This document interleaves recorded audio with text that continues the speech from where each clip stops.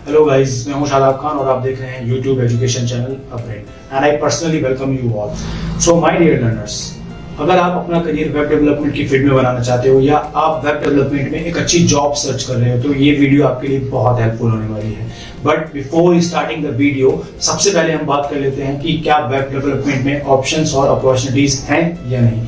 तो guys, reports के according मैंने स्टडी किया है 2019 से लेकर 2030 तक वेब डेवलपर्स की demand all over the world 23% तक इंक्रीज होने वाली है। इससे ये तो आपको पता चल ही गया होगा कि वेब डेवलपमेंट में जॉब अपॉर्चुनिटीज की कोई कमी नहीं है, यानी ऑप्शंस और अपॉर्चुनिटीज बहुत सारी हैं।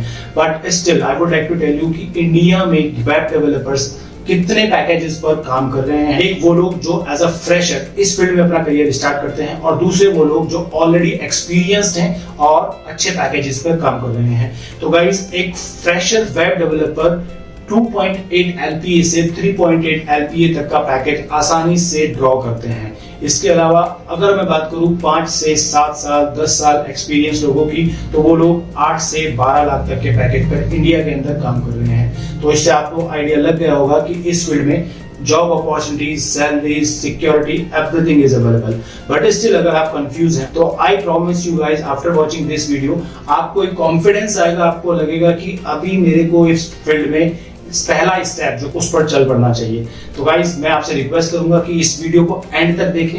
एक्चुअली ये पूरी की पूरी HTML की सीरीज प्रैक्टिकल ओरिएंटेड होने वाली है। इसमें हम ज्यादातर सारी ही चीजें आपको प्रैक्टिकली समझाएंगे।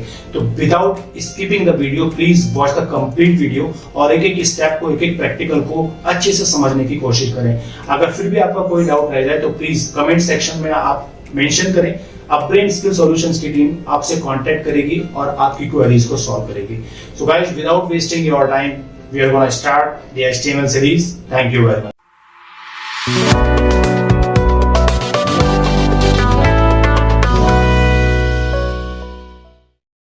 Hello everyone, welcome to the channel upgrade.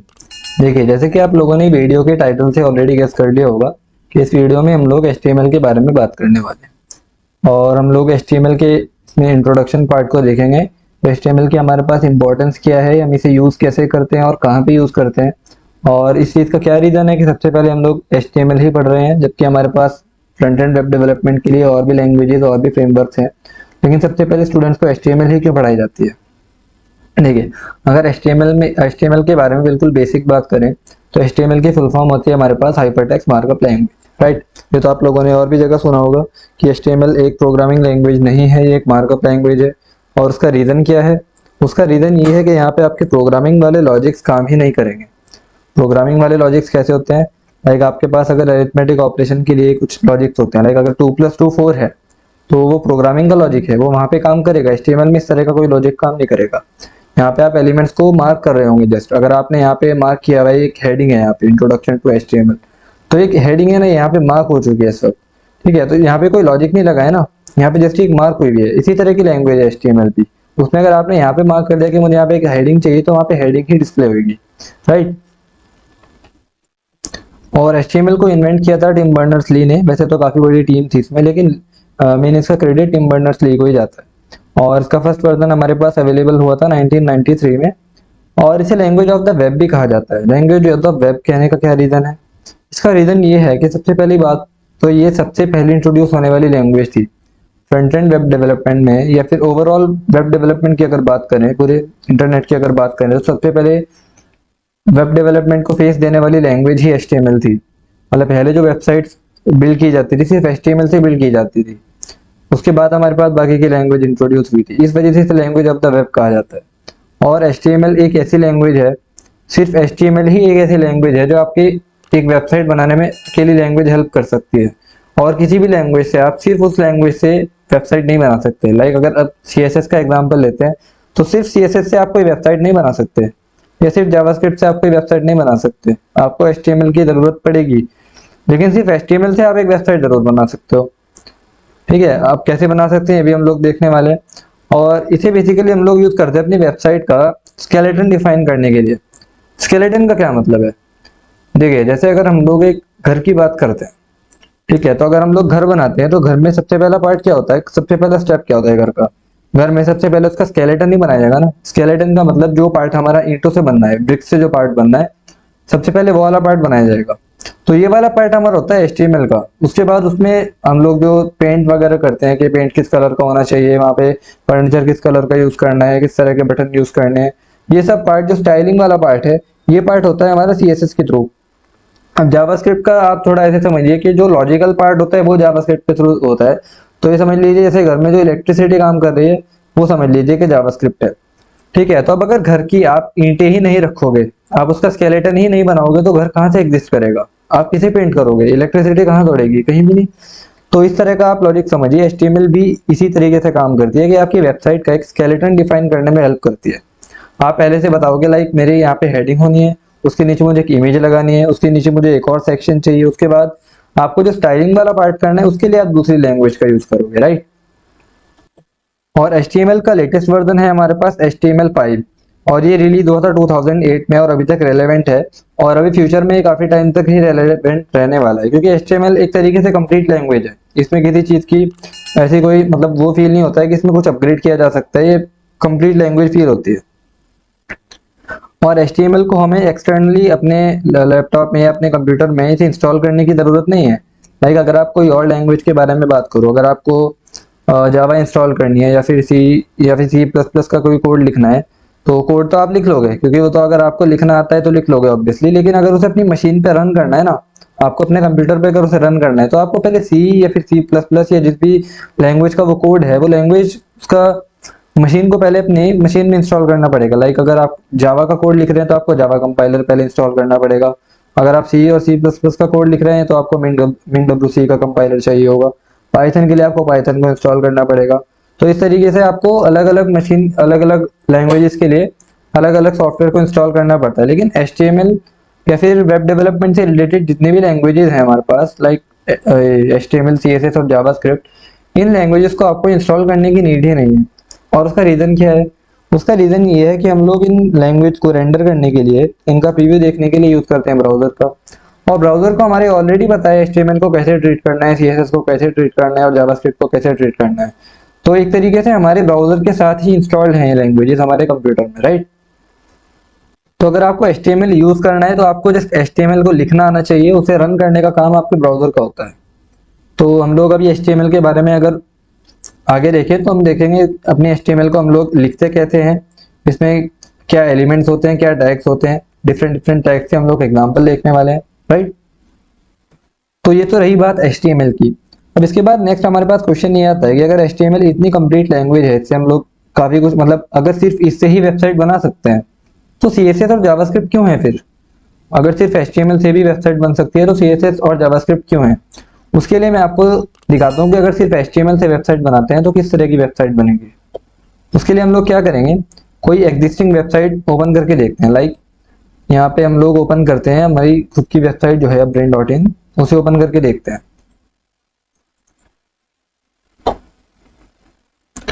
तो यहाँ पे अगर हमने टाइप किया brain.in, राइट, यहाँ पे एंटर करेंगे, हमारी वेबसाइट जितना भी HTML, CSS, जावास्क्रिप्ट का कोड है सब डाउनलोड हो जाएगा हमारे ब्राउजर में।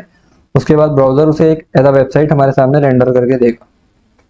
तो यहाँ पे अगर आपको हमें किसी भी वेबसाइट का अगर सोर्स कोड देखना है फ्रंट एंड वाला, देखिए वेबसाइट के दो फेस होते हैं, फ्रंट एंड और बैक एंड, ये तो आप लोगों ने पहले से ही पढ़ा हुआ होगा। तो यहाँ पे अगर हम लोग फ्रंट एंड का कोड देखना चाहें तो बड़ी इजीली देख सकते हैं। हमें यहाँ पे बस राइट क्लिक करना है और व्यू पेज सोर्स अगर करेंगे तो हमें पूरा का पूरा कोड एक ही बार में मिल जाएगा।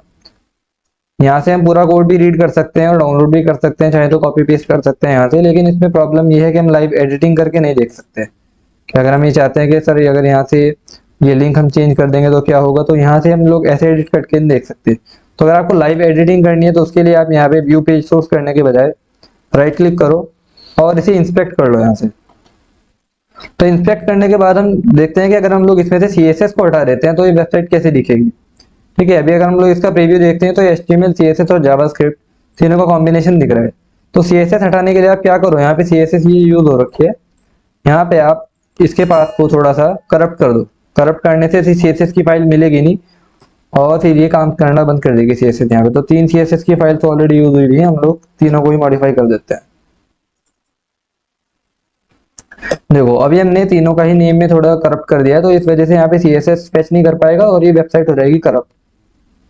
तो यहाँ पे अभी अगर हम इस वेबसाइट का प्रीव्यू चेक करें, देखो कैसी बन गई है। ये इस वक्त प्लेन HTML पे आ चुकी है। ठीक है, यहाँ पे एंकर टैग्स यूज हो रखे हैं, आप लोग अपने कोर्स में आगे देखने वाले हो, इसके बारे में भी हम लोग बात करेंगे। लेकिन यहाँ पे इमेजेस कैसे यूज हुई हैं, ये कौन से टैग्स यूज हुए हैं, ये यहाँ पे ऐसे क्रॉस आउट क्यों दिख रहा है।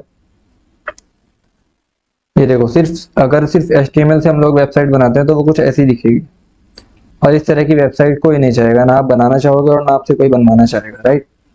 तो इसीलिए हमारे पास CSS है इसकी स्टाइलिंग के लिए। और अगर हम लोग इसमें से जावास्क्रिप्ट हटा देते हैं तो ये फॉर्म कभी सबमिट ही नहीं होगा, राइट। तो ये तो समझ में आता है हमें कि हमारे पास तीनों लैंग्वेजेस का अपना अपना इंपॉर्टेंस है, राइट। तो उसमें से सबसे ज्यादा इंपॉर्टेंट HTML क्यों है, उसका रीजन यही है कि बिना HTML के हमारी वेबसाइट एग्जिस्ट ही नहीं कर सकती है। ठीक है, HTML को यूज करने के लिए आपको HTML को तो इंस्टॉल करने की बिल्कुल जरूरत नहीं है, बल्कि आप वेब डेवलपमेंट में जितने भी लैंग्वेजेस यूज करोगे, मैं लैंग्वेज की बात कर रहा हूँ, फ्रेमवर्क या किसी और एक्सटर्नल सॉफ्टवेयर की नहीं, आपको लैंग्वेज एक्चुअली इंस्टॉल करने की ज़रूरत नहीं है। मतलब आपको HTML को इंस्टॉल नहीं करना है, आपको CSS को इंस्टॉल नहीं करना है, आपको जावास्क्रिप्ट को इंस्टॉल नहीं करना है, क्योंकि आप लोग इन फाइल्स को रेंडर करने के लिए, इनका प्रीव्यू देखने के लिए आप लोग यूज़ करोगे ब्राउज़र को, और ब्राउज़र को ऑलरेडी पता है कि इन फाइल्स को कैसे हैंडल करना है। ठीक है, तो अगर आप किसी और लैंग्वेज से अगर आप लोग यहाँ पे मूव ऑन किए हो, लाइक आप C या C++ पढ़ के आए हो, तो आपको C और C++ अलग से इंस्टॉल करना पड़ता है, आपको उसका MinWC कंपाइलर अलग से यूज़ करना पड़ता है, तब जाके आप उसकी कोडिंग कर सकते हो। लेकिन यहाँ पे आपको कुछ अलग से इंस्टॉल करने की ज़रूरत नहीं है। तो हम लोग वेबसाइट कैसे बनाएंगे? वेबसाइट बनाने के लिए देखिए, आप लोग जितना भी अपने लाइफ में वेब डेवलपमेंट कर लो, हमेशा वेबसाइट बनाने का पहला स्टेप तो सेम ही रहने वाला है, और वो ये है कि आप एक फोल्डर बनाओगे हमेशा। तो हम लोग वही करते हैं, सबसे पहले हम यहाँ पे एक फोल्डर बनाएंगे, और यहाँ पे हम अपने फोल्डर का नेम रख लेते हैं, मान लो HTML। ठीक है, फोल्डर बनाने के बाद आपको यहाँ पे फाइल बनानी है HTML के लिए। आप फाइल बना सकते हो इजीली यहाँ से, ऐसे न्यू टेक्स्ट फाइल करके, और उसका एक्सटेंशन चेंज करके आप HTML की फाइल बना सकते हो। लेकिन प्रॉब्लम ये है कि आप उसमें जब कोडिंग करोगे, आप मान लो कोई टेक्स्ट एडिटर नहीं यूज़ करते हो, फैंसी टेक्स्ट एडिटर, आप नॉर्मल टेक्स्ट एडिटर हमारा नोटपैड जो है उसे यूज़ करते हो, तो उसमें आपको इतने अच्छे फीचर्स नहीं मिलेंगे। लाइक आपको उसमें ऑटोमेटिक कोड कंप्लीशन या फिर कुछ शॉर्टकट्स जो हमारे पास होते हैं और अच्छे सॉफ्टवेयर्स में, वो आपको वहाँ नहीं मिलेंगे। तो आपको अगर इस तरह के शॉर्टकट्स चाहिए, किसी फैंसी एडिटर में काम करना है, तो आपको मैं बताता हूँ कुछ के नेम्स, आप उसमें से अपनी मर्जी जो भी हो आप कोई भी चूज़ कर सकते हो। देखो हमारे पास मल्टीपल ऑप्शंस अवेलेबल हैं, उसमें से सबसे पहले लाइक हमारे पास है सबलाइम टेक्स्ट। सबलाइम टेक्स्ट एक टेक्स्ट एडिटर है, इसे भी काफ़ी लोग यूज़ करते हैं। और उसके अलावा हमारे पास है एटम, इसे भी काफ़ी लोग यूज़ करते हैं। और इसके अलावा ये तो मैंने आपको दो टेक्स्ट एडिटर बताए, इनके अलावा एक वेबस्टॉर्म IDE भी है, वेबस्टॉर्म उसका नेम है। तो ये एक IDE है, ये बेसिकली टेक्स्ट एडिटर से थोड़ा अलग होता है, इसमें और ज़्यादा फीचर्स होते हैं, लेकिन ये सब आप इनमें से कोई भी यूज़ कर सकते हो। इसमें से सिर्फ वेबस्टॉर्म पेड है, बाकी सब फ्री है। लेकिन मैं इनके अलावा एक अलग टेक्स्ट एडिटर है उसे प्रेफर करता हूँ, उसका नेम है VS कोड। आपने इसका नेम और भी जगह से सुना होगा, तो हम लोग उसे ही यहाँ पे यूज़ करने वाले हैं। और यहाँ पे आपको जस्ट लिखना है VS कोड डाउनलोड, और उसके बाद यहाँ से आपको पहले लिंक पे जाना है। तो पहले लिंक पे क्लिक करने के बाद आपके सामने कुछ इस तरह का वेब पेज ओपन हो जाएगा। तो वहाँ पे क्लिक करने के बाद लिंक पर आपको इस तरह का वेब पेज मिलेगा एक। इस वेब पेज पे आने के बाद आपको अपने प्लेटफॉर्म के अकॉर्डिंग VS कोड को डाउनलोड कर लेना है। जैसे मैं अभी विंडोज़ यूज़ कर रहा हूँ, तो मैं विंडोज़ के लिए डाउनलोड कर लूँगा यहाँ से। आप लोगों ने भी यहाँ से क्लिक करके इसे अपने प्लेटफॉर्म के लिए डाउनलोड कर लेना है, और उसके बाद आप डबल क्लिक करके इसे इंस्टॉल कर सकते हैं। मेरे कंप्यूटर में ऑलरेडी इंस्टॉल्ड है, चलिए मैं आपको दिखा देता हूँ एक बारी। तो डाउनलोड करने के बाद आपको कुछ इस टाइप का सेटअप मिलेगा आपके डाउनलोड्स के फोल्डर में। आपने इस पर डबल क्लिक करना है, और डबल क्लिक करने के बाद इसे रन करना है, और इस तरह की विंडो आपके सामने ओपन होके आएगी। आई एक्सेप्ट द एग्रीमेंट पे क्लिक करना है, उसके बाद नेक्स्ट, और ये सारे ऑप्शंस आपको टिक कर लेने हैं। ठीक है, उसके बाद नेक्स्ट, उसके बाद इंस्टॉल। थोड़ा सा टाइम लेगा, उसके बाद तो इंस्टॉल होने के बाद कुछ इस तरह की विंडो आपके सामने आएगी। तो आपने यहाँ पे अनटिक कर देना है क्योंकि हम इसे अभी ओपन नहीं करना चाहते। उसके बाद फिनिश कर देना है।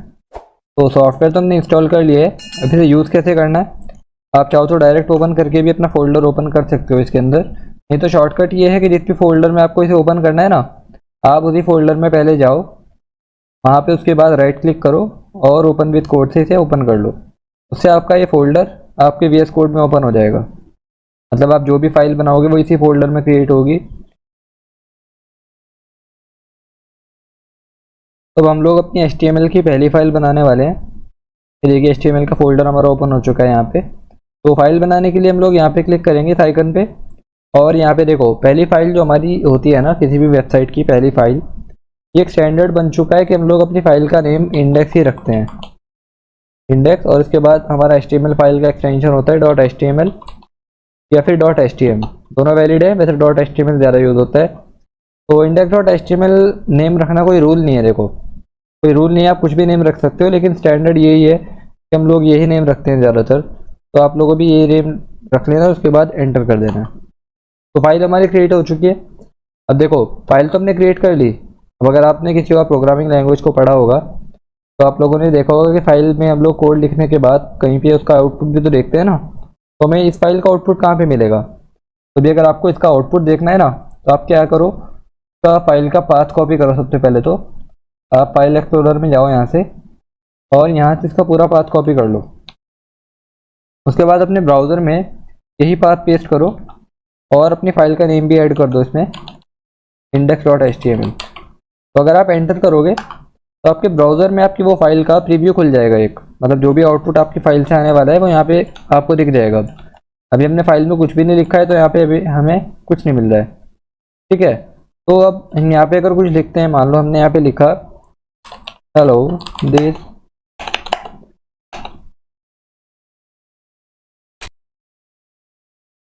तो यहाँ पे हमने लिखा hello this is my first HTML file. और अभी अगर हमने इसे सेव किया तो यहाँ पे अगर हम इसका प्रीव्यू चेक करते हैं तो अभी हमें कुछ नहीं मिलेगा, क्योंकि हमें अपने पेज को रीलोड करना पड़ेगा। जैसे हम लोग रीलोड करेंगे तो जो भी हमने यहाँ पे लिखा था वो हमें एज इट इज़ मिल जाएगा। लेकिन ये एक वैलिड HTML नहीं है, क्योंकि हमने यहाँ पे जस्ट कुछ थोड़ा सा टेक्स्ट लिखा है। ये कोई HTML थोड़ा ही नहीं है, तो जस्ट एक टेक्स्ट है। तो HTML को यूज़ करने के लिए हमारे पास है टैग्स। अब टैग्स क्या होते हैं, बेसिकली HTML में आप कुछ भी अगर बनाना चाहोगे वो टैग्स की हेल्प से बनेगा। वो टैग्स है हमारे पास, लाइक हमारे पास हेडिंग के लिए अलग टैग है, इमेज के लिए अलग टैग है, और पैराग्राफ के लिए अलग टैग है। तो ऐसे डिफरेंट टाइप के हमारे पास टैग्स हैं। और उन टैग्स को यूज़ करने से पहले HTML का कुछ बॉयलर प्लेट कोड होता है। बॉयलर प्लेट कोड का मतलब कुछ ऐसा कोड जो आपको लिखने की, मतलब खुद से याद रखने की भी ज़रूरत नहीं है कि आपको उसमें एक एक चीज़ याद रखनी पड़े, बार बार आप उसे दोबारा टाइप करो हर एक वेब पेज में। तो ये सब बॉयलर प्लेट कोड कहलाता है, जिसकी ज़रूरत हमें इतनी ज़्यादा नहीं होती है, पर हमारे वेब पेज को शायद उसकी ज़रूरत पड़ सकती है, और हमारे ब्राउज़र को भी। तो वो कोड अगर आपको ऑटोमेटिकली जनरेट करना है VS कोड में, ये भी बेनिफिट है कि आप यहाँ पे जस्ट एक्सक्लेमेशन मार्क टाइप करो और एंटर करोगे तो पूरा का पूरा कोड, वो बॉयलर प्लेट कोड आपके सामने जनरेट हो जाएगा। अब आपको इसमें एक एक चीज़ को पता करना ज़रूरी नहीं है, क्योंकि आपके वेब पेज के काम का है, आपके शायद इतना काम ना आए। तो आप लोगों ने बस एक चीज़ यहाँ पे ध्यान रखनी है, ये टाइटल जो हमारा लिखा हुआ है ना, ये इस टाइटल में हम यहाँ पे जो भी टाइटल लिखेंगे, जैसे अभी यहाँ पे डॉक्यूमेंट लिखा हुआ है, अभी अगर हम इसे सेव करते हैं अपनी फाइल को और यहाँ पे अगर अपने पेज को रिलोड करते हैं ना, तो देखो यहाँ पे ये लिख के आ रहा है डॉक्यूमेंट, उसके अलावा कुछ नहीं आ रहा है। बाकी सभी ये टैग्स यहाँ पे दिखाई नहीं देंगे, क्योंकि ये अलग टैग्स हैं, ये हमारे वेब पेज के काम के हैं, ये हमारे काम की नहीं है। तो यहाँ पे हम देखिए HTML का हमने यहाँ पे डिक्लेयर किया हुआ है वर्जन। अब यहाँ पे HTML, आप कहोगे सर HTML5 तो यहाँ पे लिखा हुआ नहीं, जस्ट HTML लिखा हुआ है, तो हमारे ब्राउज़र को कैसे पता चलेगा ये HTML5 है।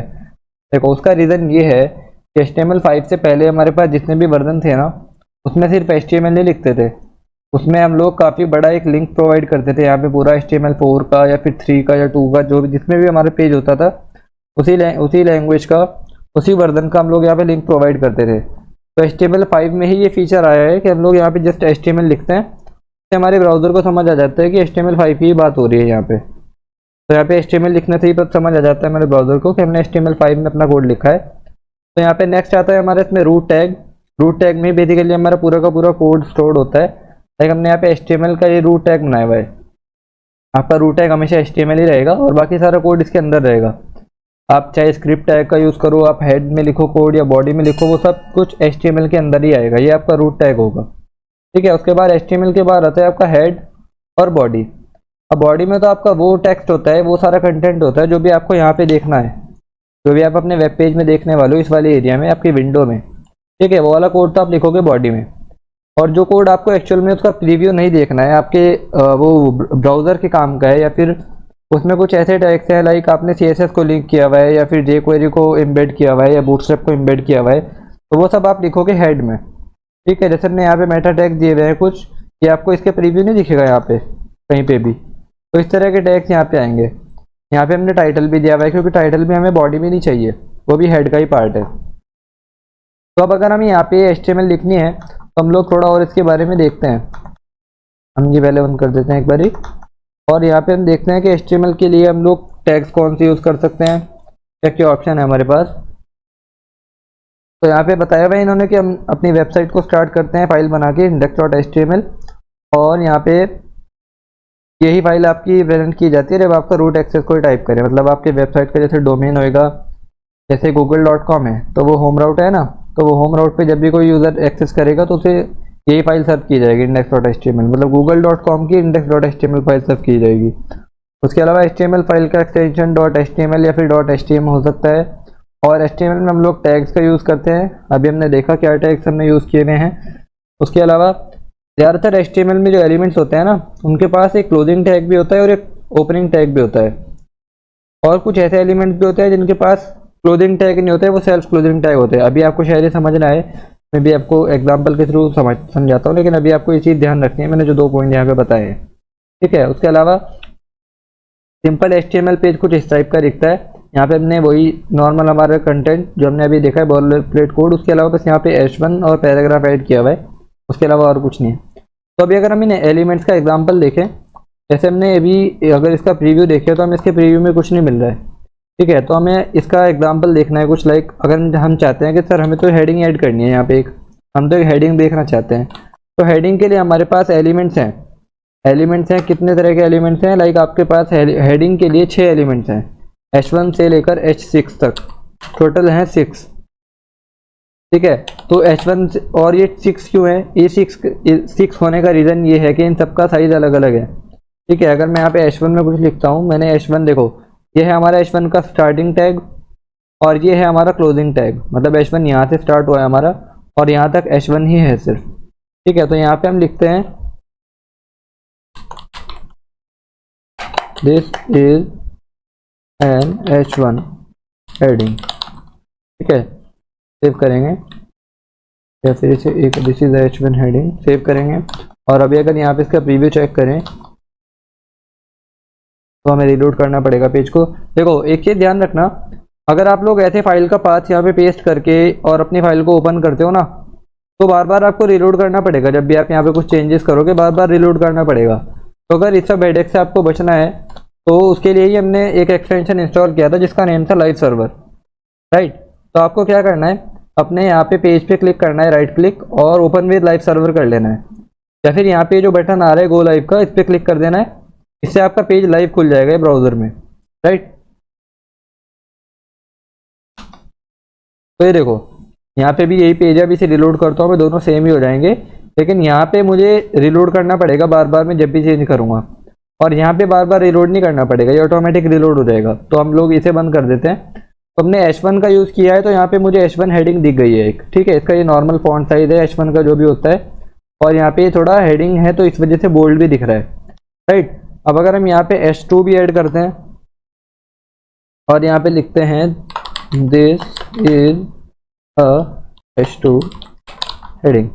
राइट, अभी इसे सेव करते हैं। देखो मैंने यहाँ पे सेव किया, ये ऑटोमेटिकली रीलोड हो गया और यहाँ पे मेरी H2 वाली हेडिंग भी आ गई। अब इन दोनों में क्या डिफरेंस है, इसका साइज थोड़ा सा कम है इससे। तो अब अगर हम यहाँ पे बाकी की हेडिंग को भी रेंडर कराएं, लाइक हमने यहाँ पे कहा H3 भी बताओ हमें क्या है, दिस इज H3 हेडिंग, और इसके बाद H4,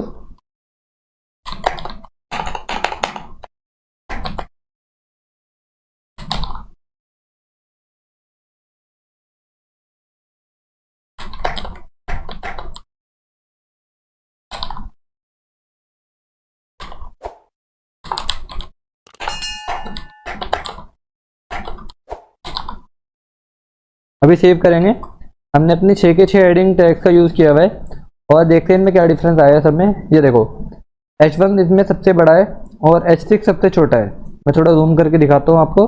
ये देखो H1 इनमें सबसे बड़ा है, उसके बाद H2 इससे छोटा हो गया, H3 इससे छोटा हो गया, H4 इससे छोटा और H5 इससे छोटा और H6 हमारा सबसे छोटा है। राइट, यही डिफरेंस है इन दोनों, इन 6 के 6 टैग्स में। तो ये हमने अपने टैग देखे। अब ये तो हो गए टैग्स, ठीक है। ये आपका स्टार्टिंग टैग है और ये आपका क्लोजिंग टैग है। अब मान लो अगर ये टैग है तो एलिमेंट क्या है फिर? देखो एलिमेंट होता है आपका पूरा एक एलिमेंट, लाइक आपने एक स्टार्टिंग टैग लिया और उसका ही क्लोजिंग टैग लिया, तो यहाँ से यहाँ तक ये पूरा कंप्लीट एक एलिमेंट है, ठीक है। ये तो स्टार्टिंग टैग है H1 का और ये क्लोजिंग टैग है और ये पूरा अपने आप में एक एलिमेंट है। और ये एक H1 एलिमेंट है, ये एक H2 एलिमेंट है, ठीक है, ये H3 एलिमेंट है, ये H4 एलिमेंट है, ये H5 है और ये H6 है। और उसके बाद अगर हम ये वाले बॉडी के टैग लेते हैं स्टार्टिंग वाला और ये वाला क्लोजिंग टैग लेते हैं बॉडी का, तो बॉडी ये पूरा का पूरा एक एलिमेंट है, ठीक है। तो एलिमेंट और टैग में डिफरेंस समझ में आया आपको? एलिमेंट बेसिकली पूरे के पूरे स्टार्टिंग टैग और क्लोजिंग टैग के पूरे कंटेंट को बोलते हैं और स्टार्टिंग टैग आपका बेसिकली एलिमेंट में बताता है कि एलिमेंट कहाँ से स्टार्ट है और कहाँ पे एंड है। इसके अलावा हमारे पास कुछ ऐसे एलिमेंट्स भी हैं जिनमें हमें क्लोजिंग टैग की ज़रूरत ही नहीं पड़ती। उसके भी एग्जांपल हम लोग आगे आगे देखने वाले हैं अपने कोर्स में, राइट। तो अभी अगर हम यहाँ पे देखें तो सिंपल HTML पेज की बात हम लोग कर रहे थे। अभी हम लोग नेक्स्ट देखते हैं कि कमेंट्स क्या होते हैं HTML में। देखो आपने अगर किसी और प्रोग्रामिंग लैंग्वेज में काम किया है पहले से, तो आप लोगों को ऑलरेडी पता होगा कमेंट्स क्या होते हैं। लेकिन जो लोग न्यू स्टूडेंट हैं, जो बिगनर्स हैं, उनके लिए मैं बता दूँ, कोड में आपके प्रोग्रामिंग लैंग्वेज में कमेंट्स ऐसी लाइन्स ऑफ कोड होती हैं जिन्हें कोड नहीं समझा जाता। लाइक मैंने यहाँ पे अगर लिख दिया हेलो हाउ आर यू, अभी अगर मैं इसे सेव करता हूँ ना तो मुझे यहाँ पे दिखाई देगा ये हेलो हाउ आर यू, ठीक है। यहाँ पे क्योंकि अभी भी इसे कोड समझा जा रहा है, हमारा HTML पेज समझ रहा है कि HTML का ही पार्ट है, लेकिन हम चाहते हैं कि नहीं हमें ऐसे ना दिखे, हमें जस्ट टेक्स्ट की तरह यहाँ पे कोड में तो दिखे लेकिन इसका प्रीव्यू ना दिखे। तो हम लोग यहाँ पे यूज़ कर सकते हैं कमेंट्स। अब कमेंट्स अगर आपको बनानी है तो आप सबसे पहले यहाँ पे ये वाला ब्रैकेट लगाओगे एरो वाला, उसके बाद यहाँ पे एक एक्सक्लेमेशन मार्क डबल हाइपन, तो यहाँ से तो आपकी कमेंट स्टार्ट हो गई, ठीक है। उसके बाद जहाँ पे भी आपको कमेंट रोकनी है अपनी, जहाँ पे भी बंद करनी है कमेंट, वहाँ पे आपको डबल हाइपन और एरो, ये आपकी एक पूरी कमेंट बन गई है। तो अभी आपको यहाँ पे कोड में तो दिखाई दे रहा है, लेकिन अगर मैं इस फाइल को सेव कर दूँ तो उसके प्रीव्यू में दिखाई नहीं देगा ये, राइट, क्योंकि ये कमेंट है। हमारे HTML ने इसे कोड नहीं समझा, उसे लगा ये HTML नहीं है, जस्ट एक कमेंट है। लेकिन अगर हम यहाँ पे इंस्पेक्ट करते हैं या फिर व्यू पेज सोर्स करते हैं, तो व्यू पेज सोर्स में हमें इसकी कोडिंग मिलेगी, वहाँ पे हमें ये भी मिल जाएगा हेलो हाउ आर यू। अभी मैं आपको व्यू पेज सोर्स और इंस्पेक्ट के बारे में बताता हूँ। देखो आई थिंक हाँ हमने ये अपने इंट्रोडक्शन पार्ट में भी कवर किया भाई, तो आप लोग इंट्रोडक्शन पार्ट से भी देख सकते हो। तो बेसिकली अगर आपको लाइव एडिटिंग करनी है अपने पेज में तो इंस्पेक्ट से कर सकते हो आप लोग। अगर एक एक चीज़ आप ट्राई करना चाहते हो चीज़ चेंज करके, तो यहाँ से देख सकते हो। लाइक मैंने कहा H1 को चेंज कर दो, यहाँ से इसे H2 बना दो, तो ये H2 बन गया, ठीक है। लेकिन इसमें प्रॉब्लम ये है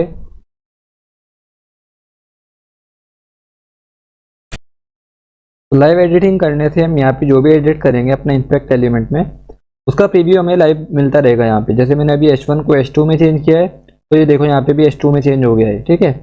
बस यहाँ पे हमने इसका टेक्स्ट चेंज नहीं किया है, वैसे H1 ही दिखा रहे, तो हम टेक्स्ट भी चेंज कर देते हैं। चलो अभी दोनों H2 बन गई। लेकिन यहाँ पे लाइव एडिटिंग करने में प्रॉब्लम ये है कि मैं इस पेज को जैसे ही रिलोड करूँगा ना, ये अपने ओरिजिनल फॉर्म में आ जाएगा जैसे पहले था। जैसे यहाँ पे पहले H1 था तो ये पहले H1 ही आ जाएगा यहाँ पे। लेकिन आप लोग एक्सपेरिमेंट पर्पज़ के लिए इसे बिल्कुल यूज़ कर सकते हो, तो ये आप इंस्पेक्ट एलिमेंट के थ्रू कर सकते हो। इसके लिए आपको यहाँ पे राइट क्लिक करना है और इंस्पेक्ट पे क्लिक कर देना है, नहीं तो फिर आपके पास शॉर्टकट की है, आप F12 प्रेस करो और यहाँ पे आपके सामने ओपन हो जाएगा डेवलपर ऑप्शंस। यहाँ पे आप बेसिकली इसे चेंज कर सकते हो। वैसे तो HTML में काफ़ी सारे एलिमेंट्स हैं, मतलब बहुत ही सारे एलिमेंट्स हैं आपको, लेकिन किसी भी कोर्स में सब एलिमेंट्स के एग्जाम्पल तो नहीं मिलेंगे, लेकिन आपको मोस्ट इंपॉर्टेंट बताए जाते हैं हमेशा, क्योंकि कुछ ऐसे एलिमेंट्स हैं जो बहुत ज़्यादा यूज़ होने वाले हैं, काफ़ी ज़्यादा फ्रीक्वेंटली यूज़ होने वाले हैं, और कुछ एलिमेंट्स ऐसे हैं जो शायद आप कभी भी यूज़ ना करो। तो जो काफ़ी फ्रीक्वेंटली यूज़ होते हैं वो हम लोग देखने वाले हैं। अब उनमें से सबसे पहले आपके पास हेडिंग के लिए 6 एलिमेंट्स हैं, H1 से लेकर H6 तक, टोटल हैं 6। ठीक है। तो H1 और ये 6 क्यों है, ये 6 होने का रीज़न ये है कि इन सबका साइज अलग अलग है। ठीक है, अगर मैं यहाँ पे H1 में कुछ लिखता हूँ, मैंने H1 देखो, ये है हमारा H1 का स्टार्टिंग टैग और ये है हमारा क्लोजिंग टैग, मतलब H1 यहाँ से स्टार्ट हुआ है हमारा और यहाँ तक H1 ही है सिर्फ। ठीक है, तो यहाँ पे हम लिखते हैं this is an H1 heading. ठीक है, सेव करेंगे या फिर इसे एक this is H1 heading save करेंगे। और अभी अगर यहाँ पे इसका प्रीव्यू चेक करें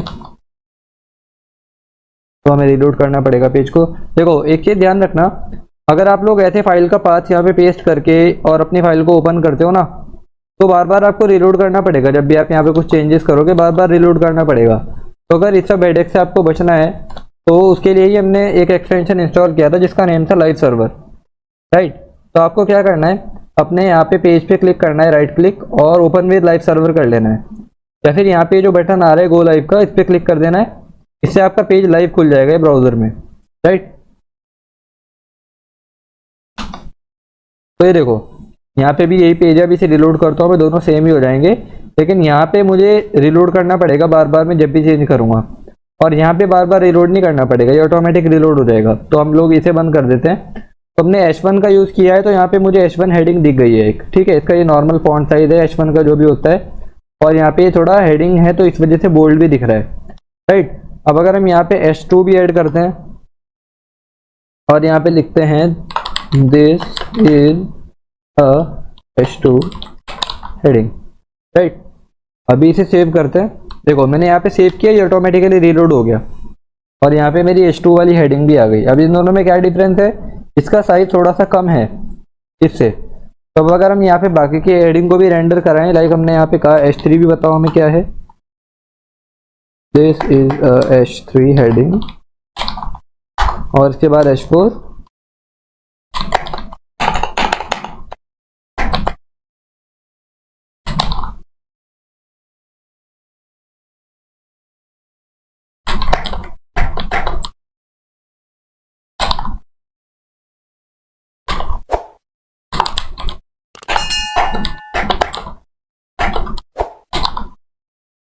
अभी सेव करेंगे। हमने अपनी 6 के 6 हेडिंग टैग्स का यूज़ किया हुआ है और देखते हैं इनमें क्या डिफरेंस आया सब में। ये देखो H1 इसमें सबसे बड़ा है और H6 सबसे छोटा है। मैं थोड़ा जूम करके दिखाता हूँ आपको। ये देखो H1 इनमें सबसे बड़ा है, उसके बाद H2 इससे छोटा हो गया, H3 इससे छोटा हो गया, H4 इससे छोटा और H5 इससे छोटा और H6 हमारा सबसे छोटा है, राइट। यही डिफरेंस है इन दोनों, इन 6 के 6 टैग्स में, राइट। अब नेक्स्ट आता है आपके पास image element. Image element basically आपको अगर अपने ब्राउज़र में या फिर अपने वेब पेज में अगर आपको इमेज का यूज़ करना है ना, वहाँ पे आप यूज़ करोगे इमेज एलिमेंट का। अब इमेज एलिमेंट के लिए आप यूज़ कर सकते हो IMG, राइट। इसकी फुल फॉर्म इमेज होती है, लेकिन टैग में आप इसे IMG लिखोगे, इमेज नहीं लिखोगे। तो आप यहाँ पे एंटर करो और उसके बाद ये आपसे कुछ पूछ रहा है। क्या पूछ रहा है, एक तो इसे ये बताओ SRC क्या है और उसके बाद इसे ये बताओ ELT क्या है। देखो सबसे पहली बात तो ये कि कंपलसरी नहीं है, HTML में एरर नहीं थ्रो होते हैं। अगर मैं इसे ऐसे ही सेव कर देता हूँ ना, तो ऐसा नहीं होएगा कि मुझे यहाँ पे एरर मिलने लगेगा या मेरा पेज काम नहीं करेगा, इस तरह का इशू नहीं आएगा। बस ये होएगा कि आपने इमेज टैग का तो यूज़ किया हुआ है, लेकिन इमेज को ये नहीं बताया कि इमेज कौन सी इमेज यहाँ पे डालनी है। तो इस वजह से एक्चुअली में आपको कोई इमेज मिलेगी ही नहीं। तो अगर हमें यहाँ पे इमेज डालनी है तो सबसे पहले तो हम एक इमेज डाउनलोड कर लेते हैं। हम यहाँ पे अनस्प्लैश से इमेज डाउनलोड करेंगे एक,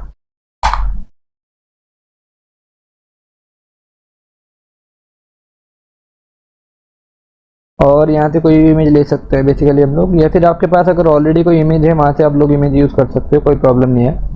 मैंने जस्ट एग्जांपल के लिए यहाँ से डाउनलोड करने के ट्राई किए है। तो हम लोग यहाँ पे क्या करते हैं, ये वाली इमेज डाउनलोड कर लेते हैं। तो अभी आपको इस इमेज को अपने डाउनलोड के फोल्डर से अपने इस वाले फोल्डर में कॉपी करना है। तो मैं अभी कॉपी करता हूँ इसे।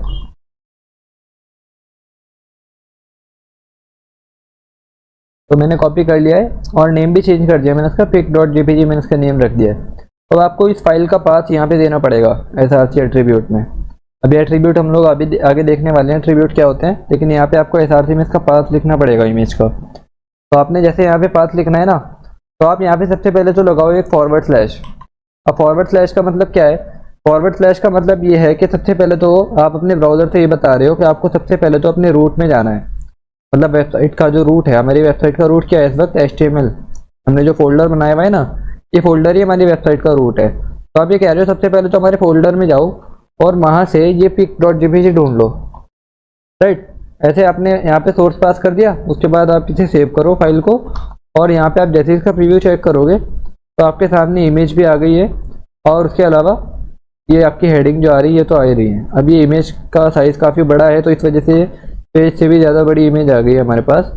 तो अगर हमें इमेज का साइज़ कम करना है तो हमारे पास उसके लिए भी ऑप्शन है। आप यहाँ पे क्या करो, इसमें पास कर दो कि हमें विड्थ रखना है, इसका विड्थ रखना है हमें लाइक 400 पिक्सल, ठीक है। सेव करो तो ये देखो यहाँ पे इसका विड्थ अब कम हो जाएगा, 400 पिक्सल हो गया। विड्थ के साथ साथ आप हाइट भी कंट्रोल कर सकते हो, लेकिन इसमें प्रॉब्लम पता है क्या है। मान लो मैंने कहा हाइट कर दो 100 पिक्सल, तो क्या करेगा, इमेज को डिस्टॉर्ट कर देगा। ये देखो इमेज किस तरह हो गई ना, स्ट्रेच हो गई, थोड़ी सी डिस्टॉर्ट हो गई है। तो इस चीज़ से बचने के लिए आप क्या करो, या तो हाइट सेट करो या फिर विड्थ सेट करो। अगर आप विड्थ सेट करोगे तो ये हाइट को ऑटोमेटिकली सेट कर देगा, और अगर आप हाइट सेट करोगे तो ये विड्थ को ऑटोमेटिकली सेट कर देगा। मतलब आपकी रेशियो मेंटेन रहेगी, राइट। अभी इस केस में हमने इसकी विड्थ को सेट किया हुआ है। तो इमेज टैग हम लोग ऐसे यूज़ करते हैं अगर हमें इमेज अपनी वेबसाइट में लगाना है। और उसके बाद नेक्स्ट एट्रीब्यूट आता है आपके पास, ये ALT क्या है। यहाँ पे अभी तो हमने कुछ नहीं लिखा हुआ है, ये है क्या एक्चुअल में। देखो यहाँ पे आप वो टेक्स्ट लिखते हो कि मान लो अगर यूज़र का, हमारे क्लाइंट का इंटरनेट कनेक्शन स्लो है, और इंटरनेट कनेक्शन स्लो होने की वजह से इमेज डाउनलोड ही नहीं हो पाई, तो इमेज की जगह आप चाहोगे कि वहाँ पे कुछ टेक्स्ट लिख के आ जाए। मतलब ऐसा ना हो कि इमेज डाउनलोड नहीं हुई तो वहाँ यूज़र को यही पता ना चले कि यहाँ पे कोई इमेज होने वाली थी। देखो जैसे मैंने यहाँ पे क्या किया, मैंने जानबूझ के यहाँ पे स्पेलिंग थोड़ी गलत कर दी। अब ये यहाँ पे पास पे जाने के बाद pic.jpg1 को सर्च करेगा और इसे वो मिलेगी नहीं, इस वजह से यहाँ पे कोई इमेज लोड ही नहीं हो पाएगी। ये देखो इमेज लोड नहीं हो पा रही है ना, लेकिन यहाँ पे अभी यूज़र को पता भी नहीं चलेगा कि यहाँ पे एक्चुअल में कोई इमेज होने वाली थी। तो इस तरह के केस में आप क्या कर सकते हो, आप यहाँ पे एल्ट में लिख सकते हो लाइक स्टडी इमेज, ठीक है। अभी अगर हम इसे सेव करेंगे ना तो ये देखो यहाँ पे एक आइकन बन के आ रहा है इमेज का, और उसके आगे लिख के आ रहा है स्टडी इमेज। तो इसे यूज़र समझ जाएगा कि यहाँ पे इमेज होने वाली थी, लेकिन अभी है नहीं वो। और अगर आपकी इमेज का पाथ सही है, इमेज सक्सेसफुली डाउनलोड हो जाती है यूज़र के ब्राउज़र में, तो फिर ये टेक्स्ट नहीं लिख के आएगा वहाँ पे, फिर ये लिख के नहीं आएगा, फिर वहाँ पे इमेज ही आएगी इसकी जगह। तो ऐसे हम लोग अपना इमेज टैग यूज़ कर सकते हैं, राइट। अभी हम लोग इसे यहाँ से हटा देते हैं सिंप्लिसिटी के लिए, इमेज टैग हम लोग हटा देते हैं, हेडिंग रहने देते हैं। तो ये आपके पास हेडिंग के एलिमेंट्स हैं और उसके अलावा इमेज का एलिमेंट है। अभी आपके पास नेक्स्ट आते हैं बिग और स्मॉल टैग। अब देखो इसमें से बिग तो डेप्रिकेट हो चुका है, स्मॉल हमारे काम का है। बिग डेप्रिकेट हो चुका है मतलब अभी सपोर्टेड तो है ये, लेकिन ज़्यादातर ब्राउज़र इसे सपोर्ट नहीं करते हैं एक तो, और दूसरा अब ये अच्छी प्रैक्टिस भी नहीं है इसे यूज़ करना। लेकिन मैं आपको इसका यूज़ बताता हूँ। बेसिकली करता क्या है, ये आपके टेक्स्ट को थोड़ा सा बड़ा बना देता है। मान लो मैंने यहाँ पे नॉर्मली लिखा हेलो, और उसके बाद मैंने बिग टैग में लिख दिया हेलो। देखो पहले तो आपको बिग टैग दिख रहा होगा रेड कलर से, ठीक है। उसका रीज़न यही है कि हमें यहाँ पे लिखना ना चाहिए बिग टैग, क्योंकि ये डेप्रिकेट हो चुका है, लेकिन फिर भी हम लोग लिख रहे हैं तो इस वजह से रेड कलर का दिख रहा है। अभी यहाँ पे देखो इसका डिफरेंस देखो, इन दोनों में डिफरेंस ये है कि ये वाला हेलो थोड़ा सा छोटा है, और ये बिग टैग में हमने जो लिखा है ये थोड़ा सा बड़ा है उससे, ठीक है। बिग टैग का काम यही होता है, ये आपके टेक्स्ट को थोड़ा सा बड़ा करके दिखाता है। और जैसा कि आप लोग समझ ही गए होंगे, स्मॉल टैग का काम इसका अपोजिट होता है। तो ये बेसिकली हमारे टेक्स्ट को थोड़ा और छोटा कर देता है नॉर्मल साइज से। देखो ये हमारा नॉर्मल हेलो है, और ये हमने जो स्मॉल टैग में लिखा है ये उसके थोड़ा सा उसने छोटा कर दिया उसे, मतलब ये पेरेंट के अकॉर्डिंग साइज को छोटा कर देता है। अब मान लो मैंने स्मॉल के अंदर एक और स्मॉल यूज़ कर दिया, तो स्मॉल के अंदर अगर मैंने एक और स्मॉल यूज़ कर दिया यहाँ पे, तब क्या होएगा। मान लो मैंने एक हेलो यहाँ पे लिख दिया, और मैंने इसके अंदर एक और स्मॉल यूज़ कर दिया इसके बाद, और एक हेलो मैंने यहाँ पे लिख दिया, सेव किया। ये देखो ये वाला हेलो सबसे बड़ा है, ये तो नॉर्मल वाला है, ठीक है। इसे हमने स्मॉल टैग में लिखा ही नहीं था। उसके बाद हमने इसे नॉर्मल एक स्मॉल टैग में लिखा है, और इसे स्मॉल टैग वाले स्मॉल टैग के अंदर लिखा है, फिर उसे उसके भी अंदर लिखा है, तो ये बेसिकली छोटा करता जा रहा है टेक्स्ट को। इसके भी बाद में एक और लिखूंगा स्मॉल टैग के अंदर, तो वैसे भी छोटा हो जाएगा। तो ऐसे हम लोग स्मॉल टैग का यूज़ कर सकते हैं। ये कॉपीराइट वाले टेक्स्ट बनाने में यूज़ होता है। लाइक आप अगर अपनी वेबसाइट में नीचे की साइड कॉपीराइट 2022 आपकी वेबसाइट का नेम इस तरीके से लिखना चाहते हो, वहाँ पे काम आ जाता है कभी कभी। उसके बाद नेक्स्ट आता है पैराग्राफ टैग। पैराग्राफ टैग काफ़ी इंपॉर्टेंट है। आपको अपनी वेबसाइट में जितना भी पैराग्राफ लिखना है ना, आप उसे हमेशा पैराग्राफ टैग में ही लिखोगे। पैराग्राफ टैग पी से रिप्रेजेंट किया जाता है, और आप इसके अंदर जितना चाहो उतना पैराग्राफ लिख सकते हो। Like I this is a paragraph, how are you. ठीक है, अभी अगर हम इसे सेव करेंगे तो यहाँ पे कुछ इस टाइप से हमें पैराग्राफ दिख जाएगा अपना। ये देखो, ये पैराग्राफ हमारे सामने लोड हो गया है ना। और अगर आप कुछ रैंडम टेक्स्ट जनरेट करना चाहते हो, मान लो आप वेबसाइट बना रहे हो, आपको नहीं अभी इतना टाइम है कि आप पैराग्राफ लिखो पूरा का पूरा बैठ के, आप ही चाहते हो कि अभी तो मैं बना लेता हूँ अपनी वेबसाइट, बाद में मैं अपना पैराग्राफ लिख दूंगा, लेकिन आप ये नहीं चाहोगे कि अपना पैराग्राफ आप एम्प्टी छोड़ो, तो आप थोड़ा रैंडम टेक्स्ट भी जनरेट कर सकते हो। बेसिकली लॉरम इप्सम उसी टेक्स्ट को बोला जाता है। तो अगर आपको वो जनरेट करना है तो VS कोड में बड़ा इजी है। आप यहाँ पे लिखो लॉरम, और उसके बाद आपको जितने भी कैरेक्टर चाहिए ना, आप यहाँ पे वही काउंटिंग लिखो। लाइक मैंने कहा मुझे 10 कैरेक्टर चाहिए, 10 वर्ड चाहिए सॉरी, तो आप यहाँ पे लिख सकते हो लॉरम 10, बिना स्पेस के आपको लिखना है, और जस्ट एंटर कर दो। ये देखो 10 वर्ड मिल जाएंगे आपको, 1 2 3 4 5 6 7 8 9 10। अभी अगर इसे सेव करेंगे तो हमें इसका प्रीव्यू दिख जाएगा कि किस टाइप का दिखने वाला है। तो आप ऐसे रैंडम टेक्स्ट भी जनरेट कर सकते हो।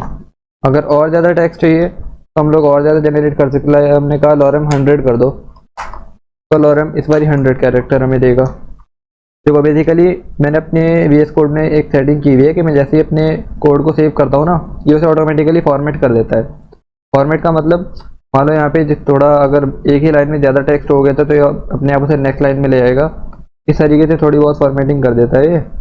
तो आपको भी अगर इस तरीके का फॉर्मेटर ऑटोमेटिकली सेट करना है तो आपको क्या करना है ना, फाइल में जाना है और प्रेफरेंसेस में जाना है, सेटिंग्स में जाना है यहाँ पे, और यहाँ पे सर्च करना है फॉर्मेट।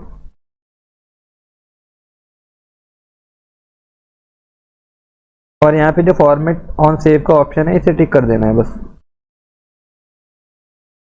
इसके बाद आपकी फाइल ऑटोमेटिकली फॉर्मेट होने लगेगी सेव होते ही। तो ये हमने इतना टेक्स्ट जनरेट किया है, यहाँ पे इसका हमें प्रीव्यू दिखने लगेगा, राइट। तो ये पैराग्राफ टैग है। अब इसके बाद आते हैं हमारे पास बोल्ड, इटैलिक और अंडरलाइन। तो नेक्स्ट आते हैं हमारे पास एलिमेंट बोल्ड, इटैलिक और अंडरलाइन टेक्स्ट के लिए। लाइक ये तो हमने जो पैराग्राफ में लिखा है ये तो नॉर्मल पैराग्राफ की तरह दिख रहा है यहाँ पे, जैसे हम इसका प्रीव्यू देख रहे हैं नॉर्मल पैराग्राफ है ये तो। पर अगर हम लोग कुछ इटैलिक टेक्स्ट लिखना चाहें तो वैसे तो CSS से भी पॉसिबल है, ये बोल्ड और इटैलिक और अंडरलाइन ये सब CSS से भी पॉसिबल है, लेकिन HTML में भी हमारे पास टैग्स हैं। लाइक हम अगर बोल्ड टेक्स्ट कुछ लिखना चाहते हैं तो हम यहाँ पे B टैग का यूज़ करके यहाँ पे बोल्ड टैग भी लिख सकते हैं। लाइक हमने कहा यहाँ पे लॉरम 10, तो 10 कैरेक्टर्स अभी हमने बोल्ड के लिए हैं, ठीक है। तो यहाँ पे देखो थोड़ा हमें बोल्ड में मिल जाएगा टेक्स्ट। उसके बाद अगर इटैलिक में लिखना है तो आप यहाँ पे जैसे B यूज़ किया ऐसे इटैलिक के लिए I यूज़ कर सकते हो।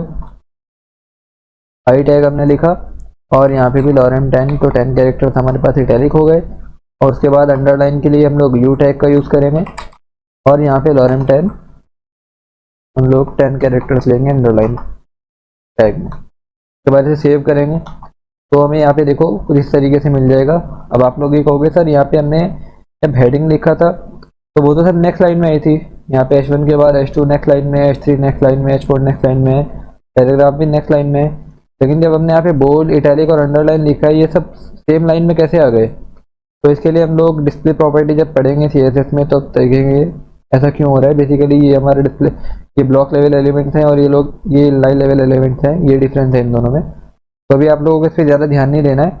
अगर आपको यहाँ पे नेक्स्ट लाइन चाहिए ना तो उसके लिए भी हमारे पास एक टैग है, और यहाँ पे हम लोग टैग यूज़ कर सकते हैं like BR tag, break tag है बेसिकली, और ये आपकी लाइन को ब्रेक करने के लिए यूज़ होता है। अब जैसे मैंने बोल्ड के बाद लगाया इसे, तो यहाँ पे बोल्ड के बाद एक नेक्स्ट लाइन आ गई, देखो बोल्ड के बाद हमने जो लिखा था वो नेक्स्ट लाइन में आ गया, ठीक है। ऐसे हम एक ब्रेक टैग यहाँ पे भी लगा सकते हैं अपने, इटैलिक के बाद, और अब ये नेक्स्ट लाइन में रहेगा।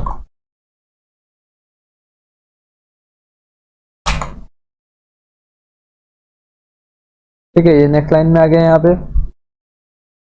तो ऐसे हम लोग इसे कर सकते हैं ब्रेक टैग का यूज़। अब यहाँ पे देखो, ये ध्यान दो कि जब हमने बोल्ड टैग यूज़ किया है वहाँ पे स्टार्टिंग टैग भी है, क्लोजिंग टैग भी है, इटैलिक में भी स्टार्टिंग टैग है, क्लोजिंग टैग है, और अंडरलाइन में भी स्टार्टिंग टैग है और क्लोजिंग टैग है।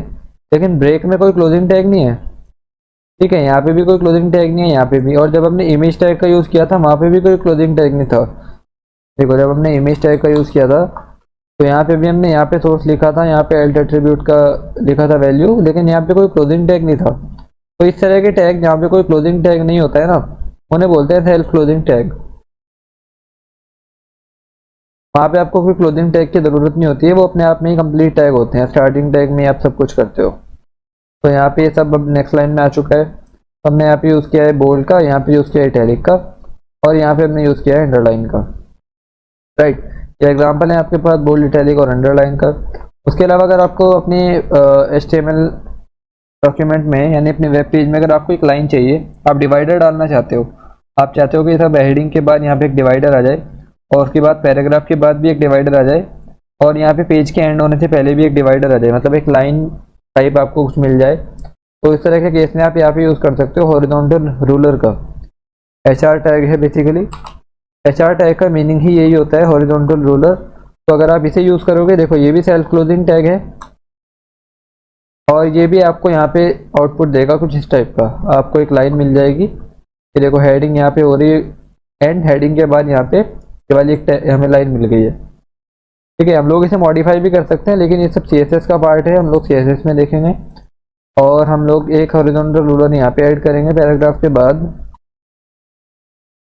और एक हमें एंड में ऐड करना है बॉडी से पहले, अंडरलाइन के बाद। सेव करेंगे तो देखो यहाँ पे एक आपकी हॉरिजॉन्टल रूलर यहाँ पे आ गया, एक यहाँ पे और एक यहाँ पे। ऐसे हम लोग HR टैग का यूज़ कर सकते हैं। इसे हम लोग मॉडिफाई कर सकते हैं काफ़ी ज़्यादा, लाइक इसकी विड्थ को कम कर सकते हैं, या फिर इसकी थिकनेस को कम कर सकते हैं, या इसके स्टाइल को चेंज कर सकते हैं, इसके कलर को चेंज कर सकते हैं। काफ़ी ऑप्शन है, लेकिन वो सब CSS के थ्रू होते हैं। तो हम लोग इस पार्ट में से स्किप भी करके चलेंगे भी, जब हम लोग CSS पढ़ेंगे तो दोबारा देखेंगे इसे। उसके बाद नेक्स्ट एलिमेंट आपके पास आता है इसमें एंकर टैग। देखो, एंकर टैग काफ़ी इंपॉर्टेंट है बेसिकली। अब मान लो अगर हम अपने किसी लिंक से किसी और यूज़र को, सॉरी, किसी लिंक से अगर हम यूज़र को किसी और पेज पे रीडायरेक्ट करना चाहते हैं, तो वहाँ पे यूज़ होते हैं एंकर टैग। लाइक अगर मैंने यहाँ पे नॉर्मली पैराग्राफ में लिखा गूगल, तो यहाँ पे अगर कोई गूगल के ऊपर क्लिक करेगा वो कहीं भी नहीं जाएगा। ठीक है, गूगल पे कितनी भी बारी क्लिक कर लो, गूगल यहीं रहोगे आप इसी पेज पे। लेकिन अगर आप ये चाहते हो कि सर मैं तो गूगल पे क्लिक करने पे ना गूगल के पेज पे जाना चाहता हूँ, तो उस केस में क्या करेंगे? उस केस में आप पैराग्राफ टैग की जगह यूज़ करोगे एंकर टैग। और एंकर टैग बेसिकली दो चीज़ें आपसे एक्सपेक्ट करता है कि आप पहले तो ये बताओ कि यूज़र को किस लिंक के ऊपर भेजना है। तो हम चाहते हैं कि यूज़र जाए हमारे google.com पे, और नेक्स्ट आपको यहाँ पे लिखना पड़ेगा कि लिंक का नेम क्या दिखाना है। लाइक मैंने यहाँ पे कहा कि मुझे गूगल दिखाना है। तो अभी अगर इसे सेव करेंगे तो कुछ इस टाइप का इंटरफेस हमें यहाँ पे मिलेगा। ये देखो, यहाँ पे गूगल का लिंक मिल गया हमें, ब्लू कलर का हाईलाइट हो गए। लेकिन अभी ये काम नहीं करेगा। अगर मैं इसके ऊपर क्लिक करूँगा एरर आ जाएगा। एरर बेसिकली हमें ये बोल रहा है कि आपने जिस पाथ पे जाने की ट्राई की है आप उस पाथ को ढूंढ ही नहीं पाए। तो हुआ ये है कि पहले हमारे वेबसाइट का रूट पाथ लेके ना, जो हमारे रूट पाथ है लोकल होस्ट का, वहाँ पे ढूंढ रहा है www.google.com को। तो आपको अगर इस एरर को काउंटर करना है तो आप क्या करो, यहाँ पे www से पहले लगा दो अपना https और कोलन, और उसके बाद // अभी अगर आप सेव करोगे और यहाँ पे अपने पेज को रिफ्रेश करोगे, और अभी अगर हम यहाँ पे क्लिक करेंगे तो ये सक्सेसफुली हमें गूगल के पेज पे रिडायरेक्ट कर देगा। ठीक है, एंकर टैग में हमारे पास एक और एट्रीब्यूट है जिससे हम लोग ये डिसाइड कर सकते हैं कि हमें यूज़र को जो दूसरे लिंक पे रिडायरेक्ट करना है तो हमें वो लिंक नए पेज में खोलना है या इसी पेज में खोलना है। देखो अभी इस केस में तो अगर हम यहाँ पे क्लिक करेंगे तो यही पेज रिडायरेक्ट हो जाएगा हमारा। लेकिन अगर हम ये चाहते हैं कि नई विंडो में खुले ये नए टैब में, तो उसके लिए आप क्या करो, यहाँ पे एक एट्रीब्यूट होता है टारगेट। टारगेट में आप वैल्यू डाल दो अंडरस्कोर ब्लैंक। और अभी अगर आप इसे सेव करोगे और अभी अगर हम यहाँ पे गूगल पे क्लिक करते हैं ना, तो ये देखो नए टैब में खुल जाएगा ऑटोमेटिकली। हम जितनी भी बार क्लिक करेंगे ये नया टैब ओपन करता रहेगा।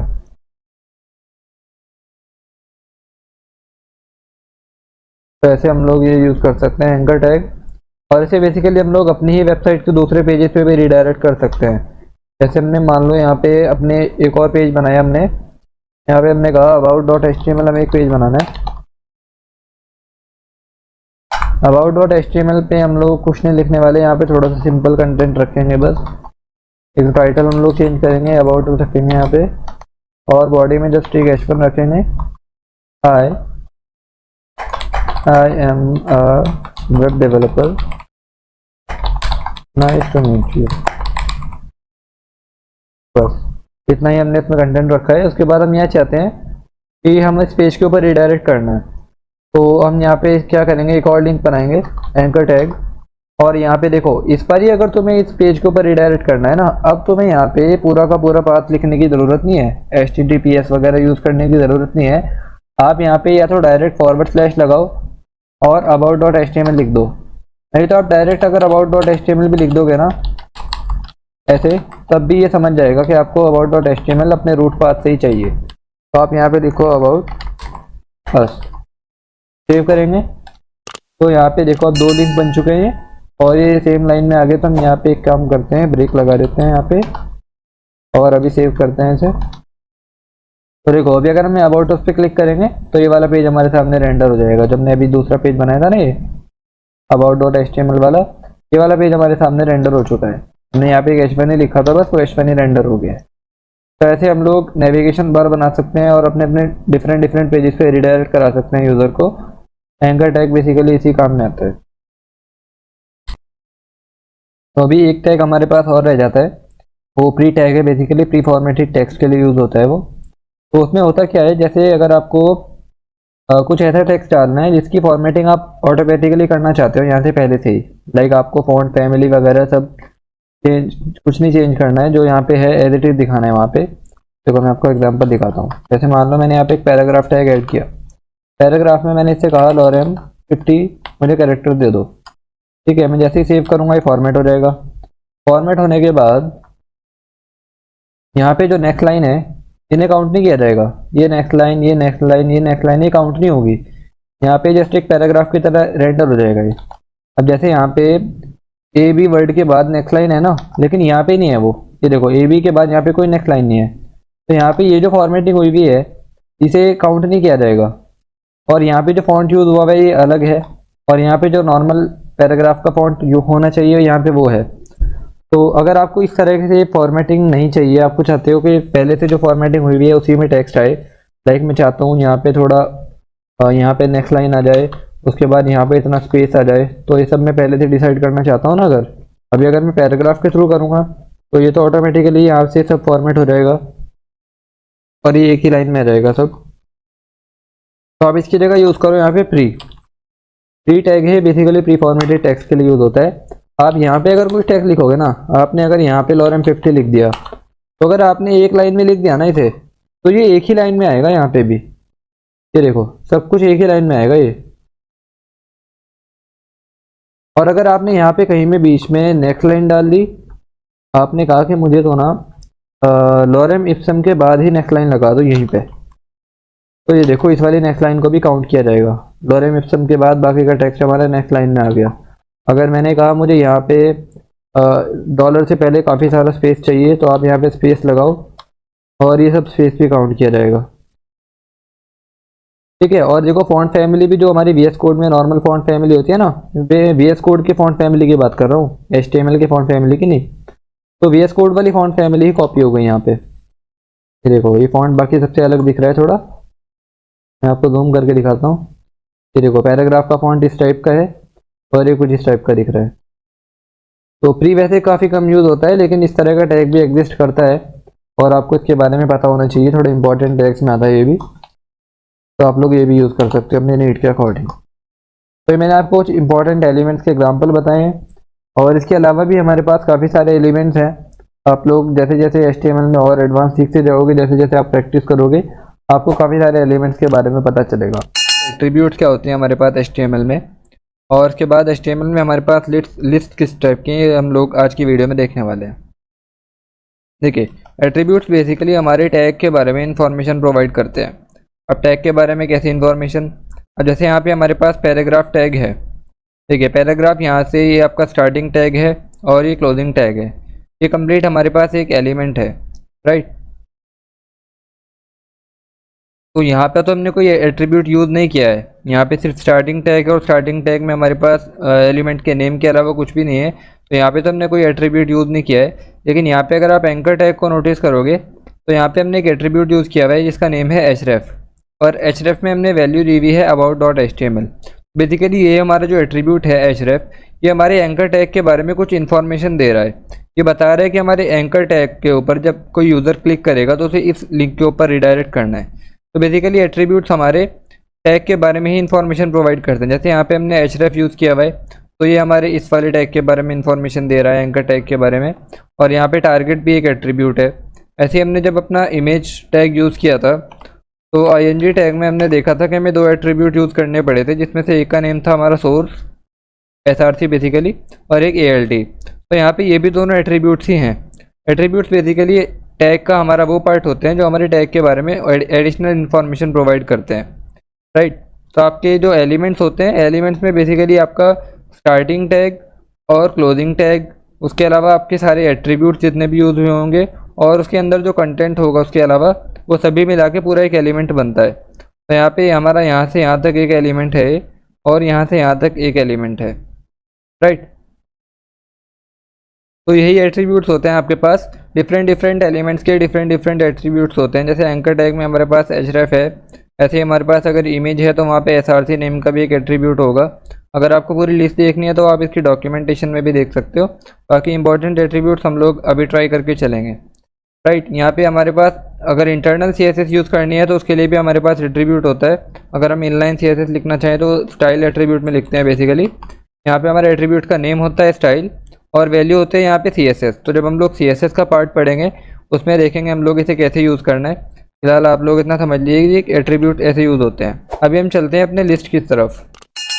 हम देखते हैं कि HTML में हमारे पास लिस्ट कितने टाइप की है। देखिए, अगर आपको अपना डेटा प्रेजेंट करना है एज अ लिस्ट, तो आपको नॉर्मली अगर उसे प्रेजेंट करना है या तो आप ऐसे करोगे कि यहाँ पे लाइक आपने लिखा पैराग्राफ टैग में हमारा लिस्ट हेडिंग यहाँ पे आ जाएगी, या फिर H1 या H2 का यूज़ करके आप लिस्ट हेडिंग लिखोगे। उसके बाद आप नेक्स्ट लाइन में आओगे और यहाँ पे लिखोगे कुछ पैराग्राफ, यहाँ पे आपका लिस्ट आइटम 1 और ऐसे करके आप लिख सकते हो। लेकिन हमारे पास HTML में इससे बेटर भी एक वे है और उसके बारे में हम लोग बात करते हैं। आपके पास बेसिकली HTML में 3 तरह की लिस्ट बनाने का ऑप्शन है। 3 तरह की लिस्ट किस टाइप की हैं, लाइक अगर आप यहाँ पे देखोगे तो हमने यहाँ पे बताया हुआ है कि आपके पास इंपॉर्टेंट तो 2 टाइप की हैं, वैसे टोटल 3 टाइप की होती हैं। यहाँ पे आपको 2 टाइप के बारे में बताया हुआ है स्लाइड में, हम लोग तीसरा टाइप भी देखेंगे। देखो, list are use to display content that represents a list. जैसे लिस्ट को हमें रिप्रेजेंट करना है तो हम लिस्ट का ही यूज़ करते हैं। वहाँ पे आपके पास 2 इंपॉर्टेंट टाइप्स ऑफ लिस्ट हैं, लाइक एक है अनऑर्डर्ड लिस्ट और एक है ऑर्डर्ड लिस्ट। अब इन दोनों में डिफरेंस क्या है? डिफरेंस ये है कि जब आप अनऑर्डर्ड लिस्ट का यूज़ करोगे तो उसका आउटपुट कुछ इस टाइप का आएगा। यहाँ पे आपको कोई इसमें इंडेक्सिंग नहीं मिलेगी, कोई नंबर नहीं मिलेंगे यहाँ पे, तो आपको जस्ट यहाँ पे राउंड डॉट्स मिलेंगे और इस तरह की लिस्ट आपको मिलेगी। और आप इसे मॉडिफाई भी कर सकते हो, ये डॉट्स हटा सकते हो यहाँ से, या फिर अगर आपको लिस्ट ऐसे नहीं चाहिए, साइड बाय साइड चाहिए नेविगेशन बार के लिए, तो ये सब आप लोग अनऑर्डर्ड लिस्ट के थ्रू करोगे। और अगर आपको कुछ ऐसी लिस्ट चाहिए जहाँ पे आपको नंबरिंग भी दिखानी है साथ साथ अपने एलिमेंट्स की, सॉरी अपने आइटम्स की, तो वहाँ पे आप यूज़ करोगे ऑर्डर्ड लिस्ट।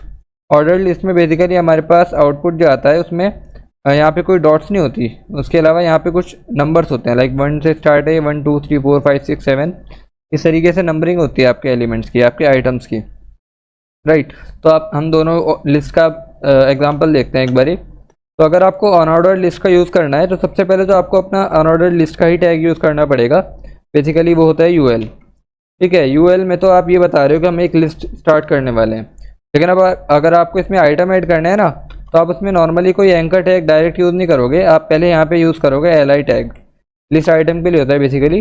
और अब आप लिस्ट आइटम के अंदर अपना जो भी आइटम रखना चाहते हो रख सकते हो। अब वो इमेज भी हो सकती है और एंकर टैग्स भी हो सकते हैं, हेडिंग भी हो सकती है। पर हम यहाँ पे सिंबल रखेंगे, लाइक हमने कहा 1, और उसके बाद हमने एक और LI ऐड किया 2, और एक और LI हमने ऐड किया 3। अभी अगर हम इसे सेव करते हैं और इसका आउटपुट देखते हैं हम लोग, तो कुछ इस टाइप का आउटपुट हमें मिलने वाला है। मैं थोड़ा जूम कर लेता हूँ। ये देखो यहाँ पे आपको राउंड सर्कुलर डिस्क मिलेंगी और उसके आगे आपका जो भी आपने कंटेंट लिखा होगा वो मिल जाएगा।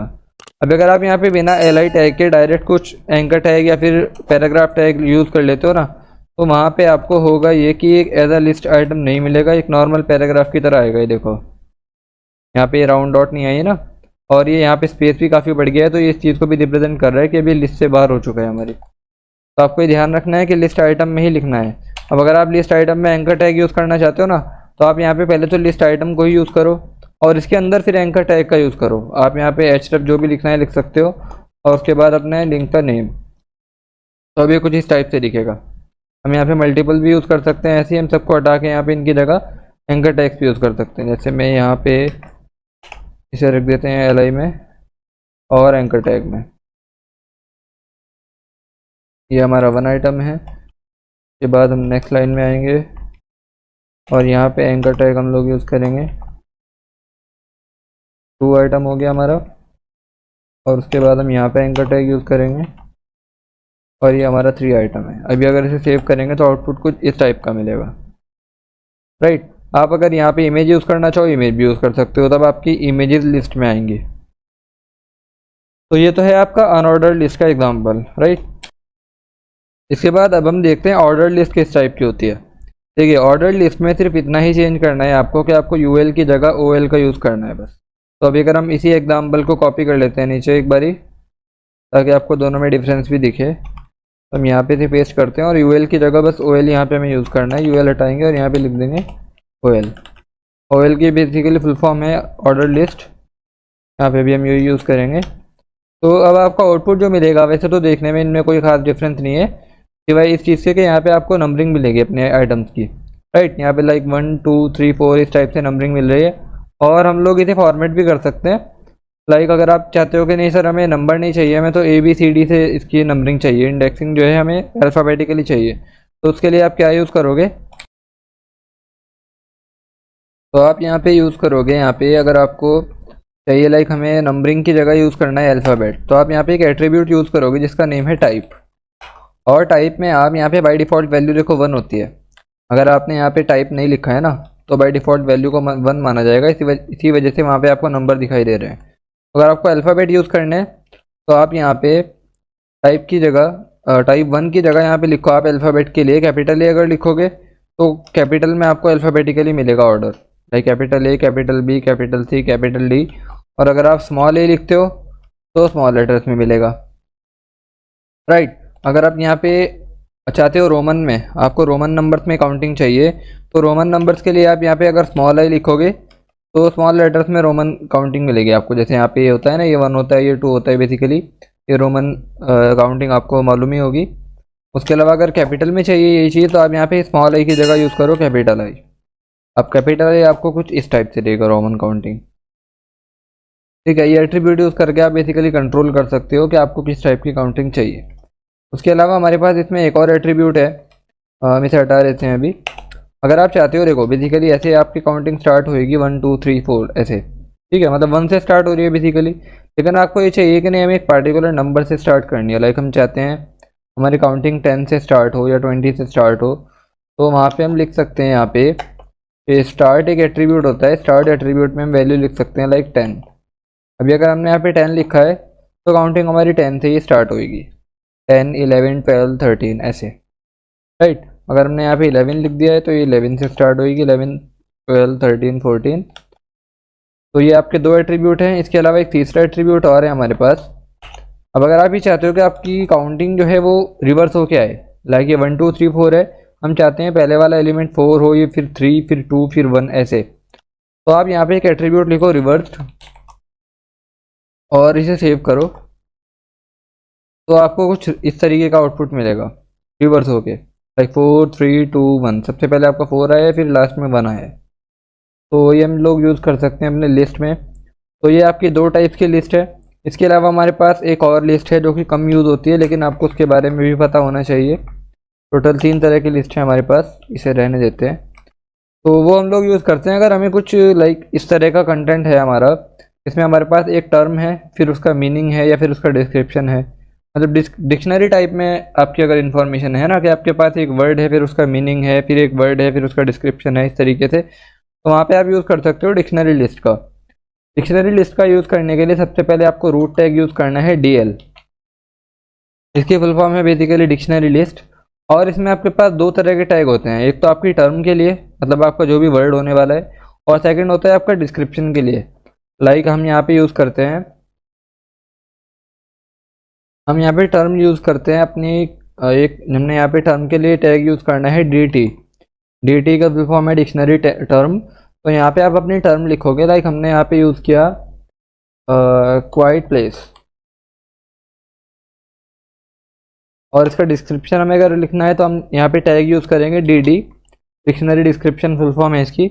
हम यहाँ पे डिस्क्रिप्शन लिखते हैं like a place where there is silence no sound, right. अभी अगर इसे हम सेव करते हैं और कुछ और इसमें टर्म्स ऐड कर लेते हैं थोड़ी सी, यहाँ पे हम कुछ रैंडम वर्ड्स लिख देंगे, DD में हम लोग लॉरम 10 लिख देंगे, और इसके बाद एक और टर्म हम लोग लिखते हैं और कुछ और डिस्क्रिप्शन हम लोग ऐड करते हैं लॉरम 10 फिर से। अभी अगर इसे सेव करेंगे तो आप लोग अगर इसका आउटपुट चेक करोगे, कुछ इस तरह का आउटपुट आपको मिलेगा। यहाँ पे आपकी टर्म आएगी, उसके बाद आपका डिस्क्रिप्शन, फिर से टर्म, और फिर से डिस्क्रिप्शन। अब यहाँ पे ये चीज़ आपको नोटिस करनी चाहिए कि यहाँ पे जो स्पेस है ना, ये स्पेस हमने ऐड नहीं किया है। यहाँ पे अगर आप चेक करोगे तो हमने कुछ इस तरह का स्पेस ऐड नहीं किया है। देखो प्लेस से पहले हमने कोई स्पेस नहीं ऐड किया है यहाँ पे, लेकिन फिर भी यहाँ पे स्पेस है। तो स्पेस का रीज़न है कि हमने यहाँ पे जो टैग यूज़ किया है, ये डिक्शनरी डिस्क्रिप्शन टैग, यही ऑटोमेटिकली आपको स्पेस प्रोवाइड करता है। यहाँ पे 1 टैब का स्पेस, आई थिंक ये 1 टैब या 2 टैब का स्पेस होता है। तो इस तरीके से आप लोग डिक्शनरी लिस्ट बना सकते हो। अगर आप कोई डिक्शनरी बना रहे हो, आपकी वेबसाइट कुछ इस टाइप की है जहाँ पे आप डिक्शनरी का यूज़ करने वाले हो, तो वहाँ पे आप इसे यूज़ कर सकते हो, राइट। ये 3 तरह की लिस्ट आपके पास होती है। आप इन तीनों की प्रैक्टिस करके देख सकते हो और इनमें एक्सपेरिमेंट कर सकते हो अपने साथ। लाइक अगर आप एक लिस्ट के अंदर एक और लिस्ट बना लेते हो तो क्या होएगा, अगर आपने यहाँ पे UL में एक और UL ऐड कर दी तो उस केस में क्या होने वाला है, तो मैं आपको करके दिखा देता हूँ। बेसिकली हम लोग अगर यहाँ पे LI ऐड करते हैं, फिर से हमारा 1 2 3, और हम ऐड करते हैं इस बार 4, और एक और LI हमने ऐड किया 5, और एक और LI हमने ऐड किया 6, सेव किया। तो ये देखो यहाँ पे आपका एक लिस्ट के अंदर एक और लिस्ट जनरेट होना स्टार्ट हो गई, राइट। तो इस तरीके से हम लोग कर सकते हैं। और अगर हम लोग इस पूरी अनऑर्डर्ड लिस्ट को ही एक लिस्ट आइटम में डाल देते हैं तो उस केस में क्या होएगा वो भी देख लीजिए आप लोग। उस केस में आपकी एक इस वाली लिस्ट को भी एक आइटम समझा जाएगा। देखो यहाँ पे एक ये डॉट आ गई है ना, ये जब हमने इसे लिस्ट आइटम बनाया है तभी आई है ये डॉट। अभी अगर हम इसे लिस्ट आइटम नहीं बनाते, हम ये हटा देते हैं यहाँ से, तो ये हमने पहले जैसा कर दिया, तो ये डॉट हट जाएगी, यहाँ से हट गई ना। 4 से पहले भी यहाँ पे ये वाली डॉट नहीं आ रही। तो बेसिकली अभी इसे लिस्ट आइटम नहीं माना जा रहा है, अभी तो जस्ट इसे लिस्ट के अंदर एक और लिस्ट माना जा रहा है। पर अगर हम यहाँ पे इसे LI में ही रखते हैं,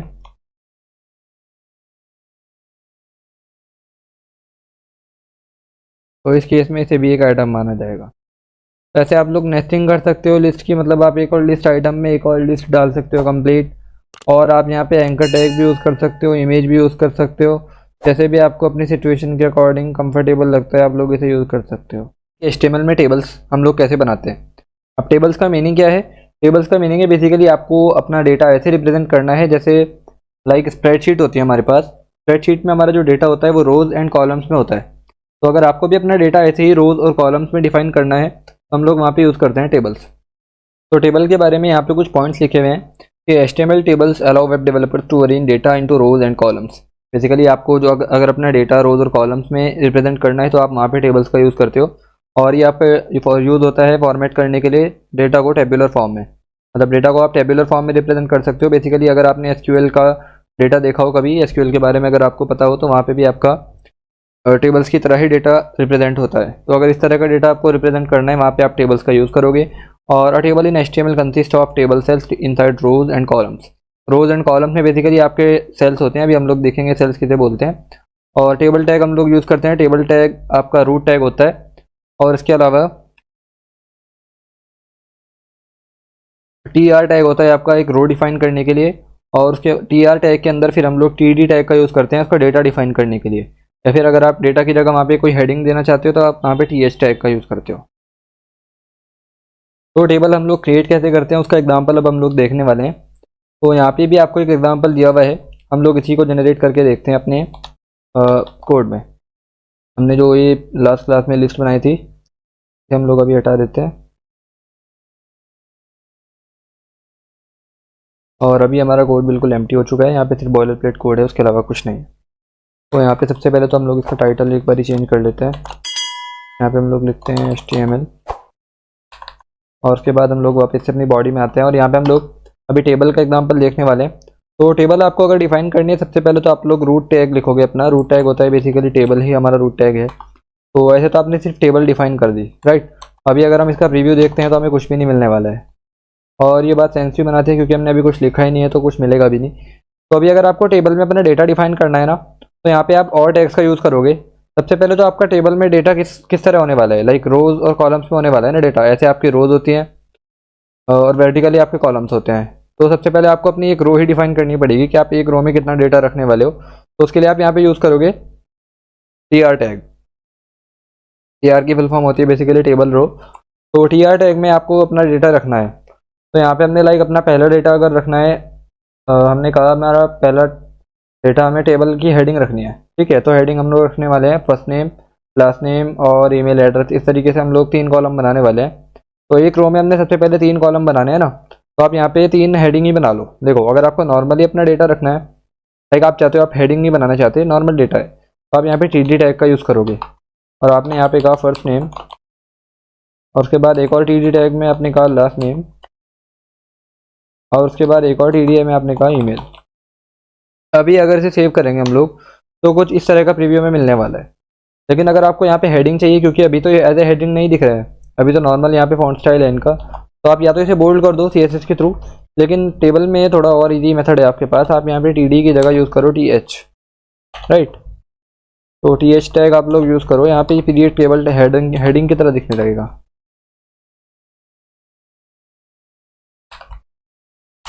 सेव करेंगे और ये देखो अभी थोड़ा बोल्ड हो चुका है ये, राइट। अभी अगर हम इसमें इंफॉर्मेशन डालना चाहें, देखो अभी अगर मैं इसी टेबल रो में और हेडिंग या डेटा ऐड करूँगा ना तो वो इसी वाली रो में ऐड होता चला जाएगा। लेकिन हम ये नहीं चाहते हैं, हम तो ये चाहते हैं आप फर्स्ट नेम के नीचे हमें नेम चाहिए, लास्ट नेम के नीचे हमें लास्ट नेम चाहिए और ईमेल के नीचे हमें ईमेल चाहिए ना। तो हम लोग यहाँ पे क्या करेंगे, अब हम यहाँ पे एक और रो डिफाइन करेंगे, राइट। हमने एक और टेबल रो डिफाइन की और इस बार हमें टेबल हेडिंग यूज़ करने की ज़रूरत नहीं है, तो हम यहाँ पे यूज़ करेंगे टेबल डेटा, राइट। तो हम यहाँ पे फर्स्ट नेम लिखते हैं लाइक गौरव और ये हमारा फर्स्ट नेम है। इसके बाद हमारा लास्ट नेम सिंह और उसके बाद फिर से लास्ट नेम, सॉरी ईमेल, इस बार ईमेल चाहिए हमें। तो यहाँ पे हम लिख देते हैं लाइक gaurav@gmail.com। और उसके अलावा यहाँ पे हमने अभी अगर इसे सेव करते हैं तो कुछ इस टाइप से डेटा मिलेगा आपको। फर्स्ट नेम में हमारा फर्स्ट नेम आ गया, लास्ट नेम में हमें लास्ट नेम मिल गया और ईमेल में हमें ईमेल मिल गया। अभी देखो इसके साथ प्रॉब्लम ये है कि हमें टेबल के वो तो दिख ही नहीं रहे कि रो कहाँ पे हमारी ख़त्म हो रही है, कॉलम कहाँ से स्टार्ट हो रहे हैं हमारा, मतलब हमें बेसिकली बॉर्डर नहीं मिल रहा है यहाँ पे। तो हम लोग अगर बॉर्डर लगाना चाहें तो हम CSS के थ्रू बॉर्डर लगा सकते हैं। अभी हमने CSS अभी पढ़ी नहीं है, तो आप लोगों को अभी फ़िलहाल समझने की ज़रूरत नहीं है कि हम लोग CSS कैसे लिख रहे हैं। आप लोग बस ध्यान देना कि इससे हमारी रिजल्ट क्या मिला है। तो आप लोग CSS अपना पढ़ लोगे तो आप लोग इजीली समझ जाओगे कि हमने यहाँ पे क्या किया। तो हम लोग बेसिकली ये करने वाले हैं कि अपनी टेबल रो और टेबल डेटा को, सॉरी टेबल डेटा और टेबल हेडिंग को हम एक बॉर्डर देने वाले हैं 1 पिक्सल सॉलिड ब्लैक। और अभी इसे सेव करते हैं तो कुछ इस टाइप से हमें डेटा मिलेगा। मतलब अभी बॉर्डर आ गया लेकिन बेसिकली हमें एक एलिमेंट के 2 बॉर्डर मिल रहे हैं। और उसका रीज़न ये है कि हमने यहाँ पे टेबल हेडिंग को भी अपना बॉर्डर दिया है एक, और टेबल को भी बॉर्डर दिया है, तो इस वजह से यहाँ पे ओवरलैप हो रहे हैं, थोड़े डबल आ रहे हैं बॉर्डर। तो हम चाहते हैं कि ये ओवरलैप्स हो जाएं। तो हम क्या करेंगे, यहाँ पे एक प्रॉपर्टी सेट करेंगे बॉर्डर कोलैप्स, और इसे हम लोग कर देंगे कोलैप्स। अभी अगर सेव करेंगे तो कुछ इस टाइप का हमें रिजल्ट मिल जाएगा। ठीक है, नॉर्मली ये कुछ ऐसा दिखेगा। तो हम लोग अभी क्या करते हैं, और थोड़ा डेटा ऐड करके देखते हैं इसमें। यहाँ पे हमने गौरव सिंह का डेटा ऐड किया हुआ है। अभी एक और हम लोग रो ऐड करेंगे यहाँ पे, और हम यहाँ पे पहले डेटा को रखेंगे फर्स्ट नेम। तो यहाँ पे फर्स्ट नेम होने वाला है लाइक आई डोंट नो किसका डेटा रखे हम लोग। यहाँ पे सलमान खान का डेटा ऐड कर देते हैं। और नेक्स्ट हम लोग यहाँ पे इसका लास्ट नेम रखते हैं सॉरी, और ईमेल।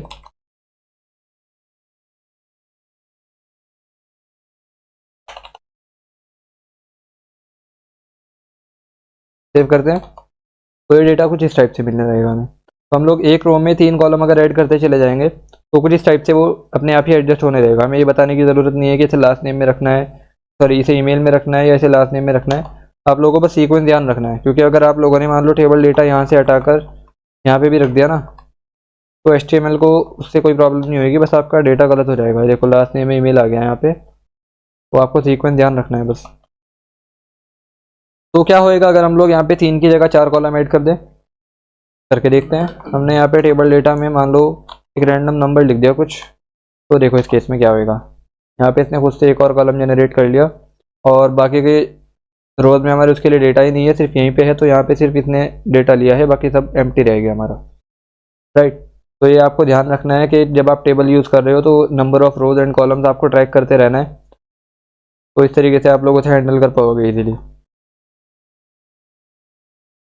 अब अगर आप ये चाहते हो कि सर यहाँ पे हमने जैसे फर्स्ट नेम और लास्ट नेम को अलग अलग लिखा हुआ है ना, मैं तो जस्ट यहाँ पे ये चाहता हूँ कि यहाँ पे फर्स्ट नेम और लास्ट नेम की जगह ना यहाँ पे लिख के आए दोनों कॉलम्स में जस्ट नेम, और दोनों कॉलम के लिए एक ही नेम लिख के आए यहाँ पे जस्ट नेम। फर्स्ट नेम और लास्ट नेम अलग अलग नहीं चाहिए मुझे, बस नेम चाहिए बस। हाँ मुझे जो बाद में मेरा डेटा आने वाला है ना उसमें मुझे अलग अलग ही चाहिए। भाई गौरव यहाँ पे है, सिंह यहाँ पे है, तो वो ऐसे ही रहना चाहिए अलग अलग कॉलम्स में।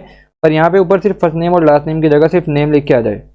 तो हम इनडायरेक्टली चाह क्या रहे हैं, हम लोग ये चाह रहे हैं कि हमारा एक कॉलम इसमें से 2 कॉलम का स्पेस ले ले। बेसिकली ये एक सेल है, देखो ये आपकी रोज है ऐसे हॉरिजॉन्टली, और ये आपके कॉलम्स है वर्टिकली। तो एक रो में और एक कॉलम में ये आपका एक सेल है, ये सेकंड सेल है, राइट। ये था आपका थर्ड सेल है। तो टोटल नंबर ऑफ सेल कितने हैं इसमें, आप नंबर ऑफ रोज को नंबर ऑफ कॉलम से मल्टीप्लाई कर दो।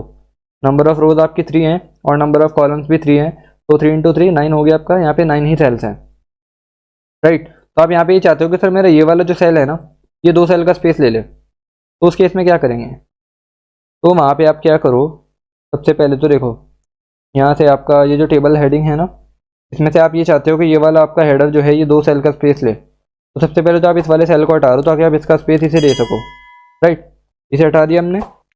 अभी हम यहाँ पे टेबल हेडिंग को बोलेंगे कि आपको कॉल स्पैन करना है, और वो करना है 2। कॉल स्पैन बेसिकली एक एट्रीब्यूट है जो कि हमारे टेबल हेडर को ये बता रहा है कि आपको 2 सेल का स्पेस लेना है, राइट। अभी अगर हम यहाँ पे फर्स्ट नेम की जगह जस्ट नेम कर देते हैं, हटा देते हैं, और ये भी। अभी अगर इसे सेव करते हैं तो ये देखो कुछ इस टाइप का आउटपुट मिलेगा हमें। नेम ठीक है हमारा, और यहाँ पे डेटा भी हमारा अलग अलग हो चुका है, राइट। और यहाँ पे काफ़ी ज़्यादा पास पास दिख रहा है डेटा, तो हम लोग यहाँ पे थोड़ी सेल स्पेसिंग ऐड कर देते हैं। टेबल में हम बोलेंगे सेल स्पेसिंग, और ये रखते हैं हम लोग 20 पिक्सल। सेव करेंगे।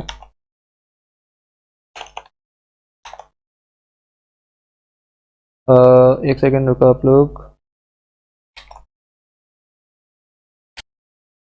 हाँ, तो अभी सेल स्पेसिंग आपका इसलिए काम नहीं कर रहा है क्योंकि जब आप बॉर्डर कोलैप्स की प्रॉपर्टी को कोलैप्स सेट कर देते हो ना, ये काम नहीं करता है फिर सेल स्पेसिंग। तो अगर आपको ये यूज़ करना है आप यहाँ से ये हटा सकते हो।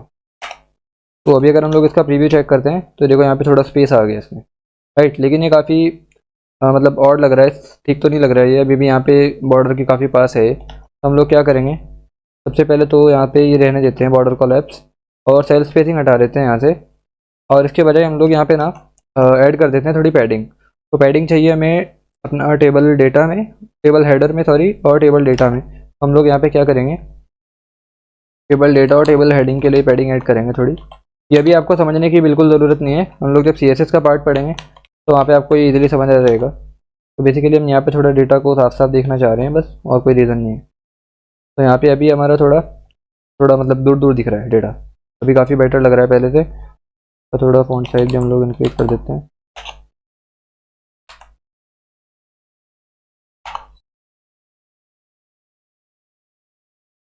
अभी ठीक है। तो ऐसे आप लोग टेबल बना सकते हो। यहाँ पे हमने बेसिकली ये देखा है कि एक सेल को अगर हम लोग 2 सेल का स्पेस देना चाहें हॉरिजॉन्टली तो वो कैसे दे सकते हैं। और आप लोगों ने गैस कर ही लिया होगा कि हम लोग ऐसे ही सेम टू सेम वर्टिकली भी दे सकते हैं स्पेस। लाइक अगर आप ये चाहते हो कि हमें तो ना यहाँ पे गौरव को ही, गौरव और सलमान दोनों का स्पेस देना है, तो वो कैसे करेंगे। तो वो हम लोग ऐसे करेंगे कि यहाँ पे हम लोग यहाँ से सलमान हटा देंगे ताकि उसका स्पेस हम लोग गौरव को दे सकें। और गौरव से बोलेंगे कि इस बारी आपको रो स्पैन करना है और ये करना है आपको 2 का। तो उस केस में यहाँ पे गौरव आ जाएगा दोनों कॉलम्स में, दोनों रोज में, सॉरी। तो इस तरीके से आप लोग टेबल यूज़ कर सकते हो और टेबल में अपना डेटा डाल सकते हो। पर आपको ये काफ़ी ध्यान से यूज़ करना है क्योंकि इसमें आप लोग अगर एक भी टैग कहीं से हटा दोगे ना तो काफ़ी चेंजेस आ सकते हैं। मतलब अगर हमने यहाँ पे टेबल रो हटा दिया ये, तो ये पूरी की पूरी टेबल ही गलत हो सकती है हमारी। और एक सेकंड, ये वाले टेबल रो भी हटा देते हैं। तो इससे तो कोई इम्पैक्ट नहीं हो रहा है वैसे, लेकिन इसमें टेबल में आपको काफ़ी ध्यान से चलना पड़ेगा क्योंकि इसमें एक एक रो आपकी मैटर करती है। लाइक देखो यहाँ पे मैंने ये वाला टेबल डेटा, ये वाला टेबल रो रहने दिया और गलती से मैंने यहाँ से ये हटा दिया, ये वाला टेबल रो और ये वाला टेबल रो का क्लोजिंग टैग। तो होएगा ये होएगा, देखो एक एक टैग से आपका बड़े बड़े चेंजेस आ सकते हैं टेबल में। और इसी वजह से टेबल को काफ़ी कम यूज़ किया जाता है। इसके अल्टरनेटिव्स होते हैं हमारे पास जो हम लोग CSS के पार्ट में देखने वाले हैं। हमारे पास ग्रिड है, इसमें ग्रिड का यूज़ करके भी हम ये सेम चीज़ अचीव कर सकते हैं जैसे हमने अभी किया है, राइट। और वो काफ़ी बेटर है इससे। पर अगर प्योर HTML से आप लोग करना चाहो तो यही आपके पास मेथड है। बाकी आप लोग इसमें भी ट्राई कर सकते हो अपने डिफरेंट एक्सपेरिमेंट्स। आप रोज पेन लगाने के बाद अगर मान लो आपने यहाँ से सलमान नहीं हटाया होता तो उस केस में क्या होता है, ये सब आप ट्राई कर सकते हो। लाइक हमने कहा कि हमने यहाँ पे सलमान भी रहने दिया और उसके बावजूद भी रोज पेन हमने 2 करके देखा तो क्या होएगा। तो ये होएगा, देखो सलमान यहाँ पे एक्स्ट्रा आ जाएगा। सलमान कहाँ पे आ गया, ये होना चाहिए था गौरव के नीचे, लेकिन आ रहा है यहाँ पे साइड में। और ये इतना सारा स्पेस यहाँ पे जनरेट हो गया क्योंकि सलमान @खान को आगे आने की ज़रूरत थी। तो ऊपर यहाँ पे काफ़ी सारा स्पेस एम्प्टी जनरेट हो गया, राइट। तो इस तरीके से आप देख सकते हो कि किस चीज़ से क्या इम्पैक्ट होने वाला है। तो अभी हम लोगों को बात करनी है फॉर्म के बारे में। देखिए फॉर्म बेसिकली है क्या। सबसे पहले तो एन HTML फॉर्म इसको use to collect user input. User input अगर आपको चाहिए तो आपको वहाँ पे फॉर्म की ज़रूरत पड़ेगी। अब लाइक आपको अगर कॉन्टैक्ट फॉर्म अपनी वेबसाइट में बनाना है तो वहाँ पे भी आपको यूज़र से इनपुट ही लेना है ना एक तरीके से, तो वहाँ पे भी आप HTML का फॉर्म ही यूज़ करोगे। और यूज़र इनपुट लेने के बाद आप हो सकता है उससे अकाउंट क्रिएट करो यूज़र का, या फिर अपने सर्वर में से कहीं पर स्टोर करके रखो अपने डेटाबेस में। तो ये तो आपके ऊपर डिपेंड है आप उस इनपुट को कैसे यूज़ करते हो। पर इनपुट लेने के लिए फ्रंट एंड में जो आप यूज़ करोगे वो है HTML का फॉर्म, राइट। और आपका HTML का ये फॉर्म एलिमेंट होता है आपका रूट टैग, ये हम लोग यूज़ करते हैं। और ये HTML फॉर्म बनाने के लिए यही एलिमेंट यूज़ होता है। और फॉर्म एलिमेंट जस्ट एक कंटेनर की तरह काम करता है। फिर इसमें अगर आपको यूज़र से इनपुट चाहिए तो हमारे पास और डिफरेंट टाइप के एलिमेंट्स होते हैं। लाइक हमारे पास टेक्स्ट फील्ड्स हैं, चेक बॉक्सेज हैं, रेडियो बटन्स हैं। और इनपुट की काफ़ी सारे टाइप्स हैं। लाइक हमारे पास टेक्स्ट, नंबर, ईमेल, ये सब हम लोग आज कवर करने वाले हैं, राइट। तो फॉर्म बनाने के लिए सबसे पहले हम अपने HTML में टैग यूज़ करेंगे फॉर्म, राइट। जैसे इसका नाम है वैसा ही इसका काम है। हम यहाँ पे यूज़ करेंगे फॉर्म टैग। तो मैंने जैसे ही यहाँ पे एंटर किया, यहाँ पे मुझसे ऑटोमेटिकली सबसे पहले एक्शन पूछा जा रहा है। अब एक्शन बेसिकली एक एट्रीब्यूट है हमारा फॉर्म एलिमेंट का। और एक्शन में आपको वो पेज, अपना पेज का एड्रेस लिखना पड़ता है जिस पेज पे आप रिडायरेक्ट करना चाहोगे यूज़र को जब आपका यूज़र फॉर्म को सबमिट कर देगा। लाइक अगर मैं चाहता हूँ कि फॉर्म के सबमिट होने के बाद हम लोग about.html पे चले जाएँ तो हम लोग यहाँ पे कैसे लिखेंगे। सबसे पहले तो आप यूज़ करोगे एक /, और // यूज़ करने के बाद आप यहाँ पे अपने पेज का नेम लिख दोगे about.html, ठीक है। तो जैसे ही आपका फॉर्म सबमिट होएगा, अब वो सबमिट हो सकता है आप किसी बटन के थ्रू कराओ या फिर किसी इनपुट के थ्रू कराओ, तो सबमिट होने के बाद वो इस पेज के ऊपर रिडायरेक्ट हो जाएगा। और नेक्स्ट इसमें आपको एक पास करना होता है मेथड। देखिए मेथड हमारे पास बेसिकली 4 टाइप्स के मेन होते हैं, गेट, पोस्ट, पैच और डिलीट। और इसमें से मेन हम जो फॉर्म में यूज़ करते हैं वो ज़्यादातर वैसे तो पोस्ट होता है, क्योंकि बेसिकली हम यहाँ पे डेटा को सेंड कर रहे हैं ना, तो ज़्यादातर आपका मेथड इसमें पोस्ट यूज़ होता है। लेकिन हम यहाँ पे अभी पोस्ट को नहीं यूज़ कर सकते, क्योंकि अगर हम लोग पोस्ट रिक्वेस्ट परफॉर्म करने की ट्राई करेंगे तो अगर हम लोग यहाँ पे पोस्ट रिक्वेस्ट परफॉर्म करने की ट्राई करेंगे तो हमें उस पोस्ट रिक्वेस्ट को अपने बैकएंड के थ्रू हैंडल भी करना पड़ेगा। पर हम लोग अभी सिर्फ फ्रंट एंड का पार्ट देख रहे हैं और बैकएंड हम लोग अभी नहीं टच करेंगे इसका, तो बाय डिफ़ॉल्ट पोस्ट रिक्वेस्ट यहाँ पे फेल हो जाएगी। तो हम लोग यहाँ पे क्या करेंगे, अपने फॉर्म को सक्सेसफुली सबमिट कराने के लिए, ये क्रैश ना हो जाए हमारी वेबसाइट, तो हम यहाँ पे पोस्ट रिक्वेस्ट की जगह परफॉर्म करेंगे गेट रिक्वेस्ट। और गेट रिक्वेस्ट का मतलब बेसिकली यही है कि आप लोग इस वेबसाइट के इस पेज पर जाना चाह रहे हो, ठीक है। ये सिंपल से वर्ड्स को मैंने आपको बताया सिंपल से वर्ड्स में। बाकी आप लोग इसे बैकएंड में जब हैंडल करोगे तो ऑब्वियसली यहाँ पे आप पोस्ट ही यूज़ करोगे, क्योंकि गेट रिक्वेस्ट में कई बार ये होता क्या है कि आप यहाँ पे जो भी इन्फॉर्मेशन डालोगे ना वो यहाँ पे ऊपर एड्रेस बार में दिखाई देगी। तो आप ऑब्वियसली इस तरह का बिहेवियर नहीं चाहोगे, क्योंकि आपके यूज़र का सेंसिटिव इन्फॉर्मेशन भी हो सकता है उसमें। तो फिलहाल हम यहाँ पे गेट रिक्वेस्ट यूज़ कर रहे हैं। तो ये तो हमने बना लिया अपना फॉर्म। देखो इसमें इंपॉर्टेंट है ये एक्शन वाला पार्ट आपका, और उसके बाद ये मेथड। तो ये तो है सिर्फ फॉर्म का पार्ट। अभी अगर इसे सेव करते हैं तो यहाँ पे हमें कुछ नहीं दिखेगा, क्योंकि हमने जस्ट एक कंटेनर बनाया है। अभी उस कंटेनर में हमने कोई भी एलिमेंट नहीं डाले हैं, हमने अभी फॉर्म में इनपुट नहीं डाला है किसी भी टाइप का। तो सबसे सिंपल वाला इनपुट अगर मैं आपको बताऊं तो वो होता है हमारे पास इनपुट टाइप ऑफ टेक्स्ट। देखो जैसे मैंने यहाँ पे लिखा इनपुट और एंटर किया मैंने, सबसे पहले यहाँ पे देखो टाइप में ऑटोमेटिकली फिल हो गया टेक्स्ट, ठीक है। अभी अगर हम इसे सेव करते हैं, सबसे पहले मैं आपको बताता हूँ टाइप में टेक्स्ट क्यों आया है। टाइप में टेक्स्ट आने का रीज़न ये है क्योंकि हमारे पास इनपुट सिर्फ एक टाइप का नहीं है। HTML में हमारे पास कई तरह के इनपुट हो सकते हैं, लाइक चेकबॉक्स भी एक इनपुट है, रेडियो बटन भी एक इनपुट है, ड्रॉप डाउन लिस्ट भी एक टाइप का इनपुट ही है। वैसे वहाँ पे इनपुट नहीं यूज़ करते हैं, वहाँ पे तो बेसिकली सेलेक्ट यूज़ होता है, वो भी हम लोग देखने वाले हैं। तो इनपुट हमारे पास मल्टीपल टाइप्स के हैं, पासवर्ड भी हो सकता है। तो टेक्स्ट वाला इनमें सबसे कॉमन है। तो अभी अगर हम इसे सेव करते हैं तो कुछ इस टाइप का हमें इनपुट टाइप टेक्स्ट मिलता है। हम यहाँ पे कुछ भी टाइप कर सकते हैं, नंबर भी टाइप कर सकते हैं, और हम फिर बटन के थ्रू इसे सबमिट करा सकते हैं। तो ये तो हमारा इनपुट टाइप टेक्स्ट। अब हम यहाँ पे एक बटन बनाते हैं, ठीक है। एक टाइप यहाँ पे बटन भी होता है और बटन में हमें टाइप डालना पड़ेगा बेसिकली सबमिट। इसी से हमारे फॉर्म को पता चलेगा कि जब इस बटन के ऊपर कोई क्लिक करता है तो फॉर्म को सबमिट करा दो। सेव करेंगे। अभी अगर हम यहाँ पे कुछ भी इनपुट टाइप करते हैं तो हम सबमिट पे जैसे ही क्लिक करेंगे हमारा फॉर्म सबमिट हो जाएगा, राइट। और हमारे इस वाले पेज पे हमें रिडायरेक्ट कर दिया गया है। इस वाले पेज पे क्यों रिडायरेक्ट किया है, क्योंकि हमने एक्शन में बोला हुआ है about.html पे रिडायरेक्ट करना है हमें। तो अगर हम चाहते हैं उसी पेज पे रहे हम फॉर्म सबमिट करने के बाद, तो हम यहाँ से about.html हटा देंगे।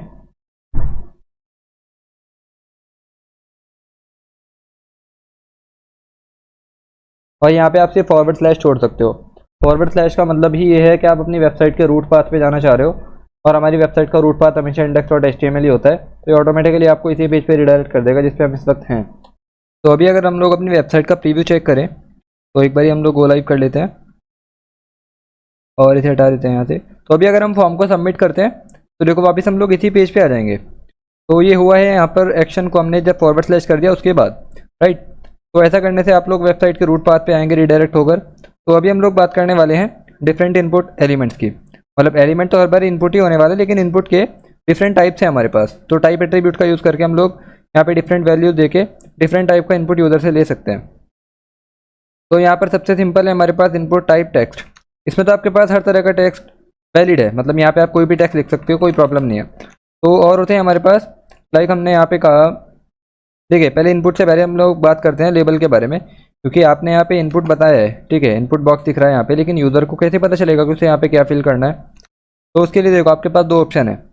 सबसे सिंपल वाला तो ये है कि आप यहाँ पे एक प्लेस होल्डर लिख दो, और प्लेस होल्डर में आप जो भी वैल्यू लिखोगे, लाइक मैंने यहाँ पे लिखा फर्स्ट नेम और मैंने सेव किया, तो यहाँ पे कुछ इस टाइप से दिखेगा। फर्स्ट नेम यहाँ पे दिखा है, ठीक है। मैं जैसे यहाँ पे टाइप करूँगा ये गायब हो जाएगा, राइट। लेकिन इससे बेटर वे हमारे पास ये है कि हम प्लेस होल्डर के बजाय यहाँ पे यूज़ करें लेबल। अब लेबल का बेनिफिट क्या है, मान लो अगर मैं यहाँ पे डायरेक्ट पैराग्राफ टैग का यूज़ करके लिख देता हूँ फर्स्ट नेम, सेव किया, तो ये कुछ इस टाइप से हमें दिख जाएगा। तो हम लोग ऐसे भी यहाँ पे हमने लिख दिया फर्स्ट नेम, यूज़र को समझ आ जाएगा ये फर्स्ट नेम है। और नहीं तो हम लोग अगर पैराग्राफ टैग की जगह स्पैन टैग यूज़ करते हैं और यहाँ पे हमने लिखा फर्स्ट नेम, तो यहाँ पे कुछ इस टाइप से दिख जाएगा, लेबल की तरह ही दिख रहा है ये भी। लेकिन हम लोग इसे यूज़ नहीं करेंगे। उसका रीज़न क्या है, उसका रीज़न ये है कि यहाँ पे लेबल ज़्यादा सेंस बनाएगा यूज़ करना। देखो पहले मैं स्पैन टैग के बारे में बताता हूँ, आप लोगों को शायद मालूम नहीं होगा स्पैन टैग क्या है। देखो जैसे हमने यहाँ पे अगर पैराग्राफ यूज़ किया एक, और पैराग्राफ में हमने मान लो एक ही वर्ड लिखा, जस्ट लॉरेन लिखा हमने, इसके अलावा कुछ नहीं लिखा यहाँ पे, तो देखो क्या होगा, लॉरेम हमने जबकि एक ही वर्ड लिखा है तभी ये पूरा स्पेस लेगा, यहाँ से यहाँ तक लेफ्ट टू राइट ये पूरा कंप्लीट एक ब्लॉक का स्पेस लेगा। हम लोग इन एलिमेंट्स के बारे में CSS में भी बात करेंगे, लेकिन अभी मैं आपको दिखाना चाहता हूँ कि अगर आपको इस तरीके का कुछ रिक्वायरमेंट हो तो आप पैराग्राफ की जगह क्या यूज़ करोगे वहाँ पे। तो अभी अगर हम लोग पैराग्राफ के ऊपर ओवर करते हैं तो देखो पैराग्राफ ने पूरा कंप्लीट स्पेस लिया है, वो है हमारा लेफ्ट टू राइट। तो अगर आप चाहते हो कि नहीं सर हमें तो सिर्फ इतना ही स्पेस लेना है जितना हमारे एलिमेंट को चाहिए, एक्स्ट्रा स्पेस हमें नहीं लेना है, तो वहाँ पे आप पैराग्राफ की जगह यूज़ कर सकते हो स्पैन। अभी अगर मैं स्पैन में यही चीज़ लिखता हूँ ना, अगर मैंने स्पैन में लिखा है लॉरम या कोई भी एक वर्ड मैंने लिख दिया है यहाँ पे, तो इस केस में ये उतना ही स्पेस लेगा जितने की इसकी रिक्वायरमेंट होगी। और ये हमारा नेक्स्ट लाइन में इस वजह से आ रहा है क्योंकि बेसिकली एक फॉर्म कंटेनर है अपने आप में, तो फॉर्म की वजह से नेक्स्ट लाइन में जा रहा है। पर मैं अगर मान लो यहाँ पे स्पैन के बाद एक और स्पैन लिखता हूँ ना, तो ये दोनों एक ही लाइन में आ जाएंगे, ये देखो। लेकिन पैराग्राफ के साथ ऐसा नहीं होएगा। अगर मैंने दो पैराग्राफ में सेम चीज़ लिखी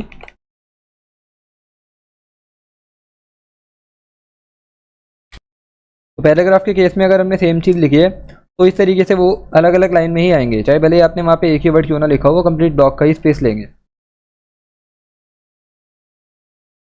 तो स्पैन यूज़ कर सकते हो आप पैराग्राफ की जगह, और मैं एक बारी पैराग्राफ की जगह स्पैन यूज़ करके भी इंस्पेक्ट एलिमेंट आपको करके दिखाता हूँ।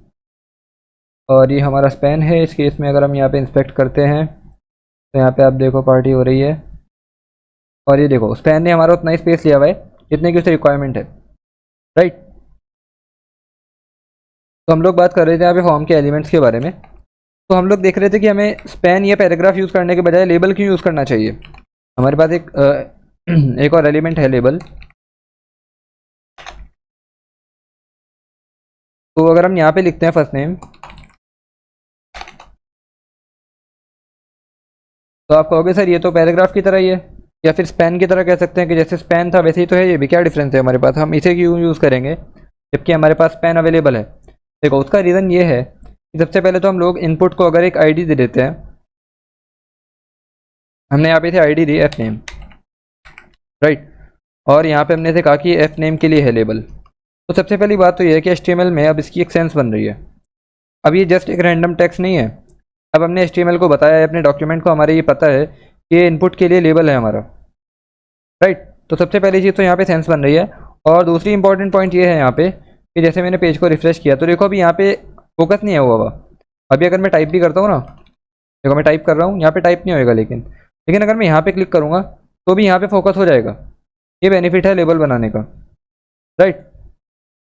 तो और इस तरह का टास्क हमारे कहाँ पे काम आएगा, लाइक हम यहाँ पे क्लिक करते हैं तो ये फोकस हो जाए, हम लोग इसे चेक बॉक्स में देखेंगे, वहाँ पे काफ़ी यूज़फुल है। तो आप लोग लेबल ऐसे लगा सकते हो अपने सारे इनपुट्स के लिए। लाइक हमने यहाँ पे एक और इनपुट बनाया और हमने यहाँ पे टाइप इसका टेक्स्ट ही रखा और इसमें आईडी रखी एल नेम, ये बेसिकली लास्ट नेम के लिए है। तो हम यहाँ पे लेबल लिख सकते हैं, फॉर है ये एल नेम, और यहाँ पे हम लोग लिखते हैं लास्ट नेम, सेव करते हैं तो ये कुछ इस टाइप से हमें दिखने लग जाएगा, राइट। तो ऐसे हम लोग एक फॉर्म बना सकते हैं। अभी आप लोगों को अगर ये प्रॉब्लम है कि सर ये एक ही लाइन में क्यों आ रहा है सब कुछ, तो आप लोग यहाँ पे ब्रेक का यूज़ कर सकते हो।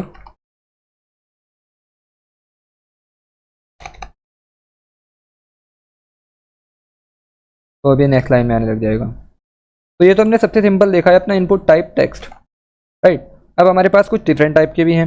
लाइक सबसे पहले तो हम लोग एग्जांपल देखते हैं, एक है इनपुट टाइप ईमेल। देखो अगर मैंने यहाँ पे सिंपल इनपुट टाइप टेक्स्ट रखा है ना, और मैंने यूज़र को बता भी दिया कि यहाँ पे उसे ईमेल ही डालनी है यूज़र को ना, तो यहाँ पे हम लोग आईडी देते हैं इसे ईमेल, और हमने यूज़र को बताया कि यहाँ पे ईमेल एंटर करना है। तो इस केस में क्या होएगा कि अगर हम यहाँ पे कोई इनवैलिड ईमेल भी डाल देंगे ना, जैसे कि हमने यहाँ पे कोई रैंडम नंबर डाल दिए, अभी ये कोई ईमेल नहीं है, ये तो कोई वैलिड ईमेल नहीं है ना, यहाँ पे एक @ होना चाहिए और एक डोमेन होना चाहिए, तब जाके वैलिड ईमेल बनेगा। अब अगर लेकिन हम यहाँ पे टाइप को टेक्स्ट हमने रखा हुआ है ना, तो इसे भी एक्सेप्ट कर लेगा एज ए ईमेल ही। तो इससे होगा क्या, इससे होगा ये कि आपके डेटाबेस में गलत डेटा चला जाएगा। आपने यूज़र से ईमेल मांगा है जबकि वहाँ पे ईमेल यूज़र ने एंटर नहीं किया है, कुछ और एंटर किया है, ये भी लेकिन एंटर हो जाएगा वहाँ पे। तो आपको वैलिडेट करना है ना अपने डेटा, आप चाहते हो कि सर यहाँ पे ईमेल मांगा है तो ईमेल ही आना चाहिए, तो आप लोग क्या यूज़ कर सकते हो, आप इनपुट टाइप में टेक्स्ट की जगह, देखो पहले मैं आपको इसे ही सबमिट करके दिखाता हूँ। मान लो मैंने नेम में ऐसे ही कुछ भी लिख दिया और लास्ट नेम में भी, और उसके बाद मैंने सबमिट किया ना, तो ये सबमिट हो गया। अगर पेज रिफ्रेश हो गया तो इसका मतलब ये सबमिट हो गया, ठीक है। लेकिन अगर हमने यहाँ पे टाइप की जगह लिख दिया, टेक्स्ट की जगह ईमेल, तो इस केस में क्या होएगा, यहाँ पे तो हम कुछ भी लिख सकते हैं क्योंकि तो टेक्स्ट है ऑलरेडी, पर यहाँ पे अगर हम ईमेल के अलावा कुछ और लिखेंगे ना और ट्राई करेंगे सबमिट करने की, तो ये सबमिट नहीं होएगा। ये क्या बोल रहा है हमें, please include an @ in the email address is missing an @। ठीक है, तो बेसिकली यही बोल रहा है कि इनवैलिड ईमेल है हमारे पास। तो हम यहाँ पे अगर कोई वैलिड ईमेल टाइप करते हैं तो अब ये सबमिट हो जाएगा, राइट। ऐसे हमारे पास इनपुट टाइप ईमेल है। इसके अलावा हमारे पास एक इनपुट टाइप पासवर्ड है, और जैसा कि आपको इसके नाम से ही पता चल रहा होगा कि पासवर्ड के लिए यूज़ होता है। आप यहाँ पे नेम में जो लिखोगे और यहाँ पे जो लिखोगे और यहाँ पे जो लिखोगे ये तो दिखाई देगा, लेकिन पासवर्ड में अगर कुछ लिखोगे ये दिखाई नहीं देगा आपको। और अगर इसे शो करना है, जैसे हमारे पास फेसबुक और इंस्टाग्राम या फिर जीमेल में फीचर होता है कि हम लोग पासवर्ड को शो भी कर सकते हैं, तो वो हम लोग जावास्क्रिप्ट के थ्रू कर सकते हैं, राइट। तो अभी यहाँ पे हमने देखा इनपुट टाइप अपना पासवर्ड। तो नेक्स्ट आता है इसमें हमारे पास input type of radio. Like आपको अगर यूज़र से मल्टीपल आपने ऑप्शन दिए यूज़र को, और आप चाहते हो कि यूज़र उनमें से कोई एक ऑप्शन सेलेक्ट करे और उसके बाद आप फॉर्म में इसी तरह का इनपुट चाहिए आपको, तो वहाँ पे हम यूज़ कर सकते हैं input type of radio. Like हमने यहाँ पे काफ़ी टाइप के अपने इनपुट देखे हैं। सबसे पहले मैं आपको एक और एट्रीब्यूट के बारे में बताना चाहूँगा इनपुट के। उसमें से एक तो है ऑटो फोकस और एक है आपका रिक्वायर्ड। देखो, जैसे अभी हमने यहाँ पे एक फॉर्म बनाया है और इसे सबमिट कर रहे हैं, हमने यहाँ पे वैलिडेशन लगाया है ईमेल का, तो ये वैलिडेशन तो काम कर रहा है, और हम लोग यहाँ पे वैलिड ईमेल डालेंगे तो ये सबमिट भी हो जाएगा, ठीक है। एक काम करते हैं, पहले हम लोग ईमेल हटा देते हैं। तो अभी अगर हम लोग इस केस में फॉर्म को एम्प्टी भी छोड़ देते हैं ना, हमने यहाँ पे मतलब कुछ लिखा ही नहीं है, और हमने अगर फॉर्म को सबमिट किया तो ये हो जाएगा सबमिट। तो इससे क्या होएगा, इससे कई बार ऐसा हो सकता है कि आपका यूज़र बिना किसी इन्फॉर्मेशन को एंटर करे ही फॉर्म को सबमिट करता रहे, तो आपके डेटाबेस में एम्प्टी वैल्यूज जाती रहेंगी, नल वैल्यूज जाती रहेंगी। तो आपको अगर चाहिए कि नहीं मुझे तो फॉर्म सबमिट कराना है पहले, उसके बाद ही मैं चाहूँगा मेरा फॉर्म सबमिट होए, तो उस केस में आप क्या करो, आपको जिस भी इनपुट को कंपलसरी करना है ना, लाइक आप चाहते हो कि हाँ यूज़र का मुझे फर्स्ट नेम तो चाहिए ही चाहिए, उसके बाद वो लास्ट नेम डालता है या नहीं डालता है वो उसकी अपनी मर्ज़ी है।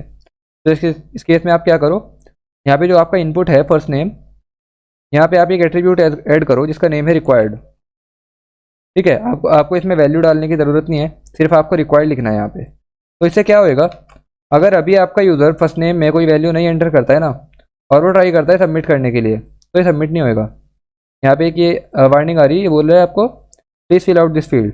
अभी अगर मैं इसे फिल कर देता हूँ और बाकी में कुछ फिल नहीं करता मैं, अब ये सबमिट हो जाएगा, क्योंकि हमने सिर्फ इसे कंपलसरी किया है, बाकी किसी को कंपलसरी नहीं किया है। तो अगर हम चाहते हैं कि सभी कंपलसरी हो जाएं, तो हम सब इनपुट में ऐड कर देंगे रिक्वायर्ड।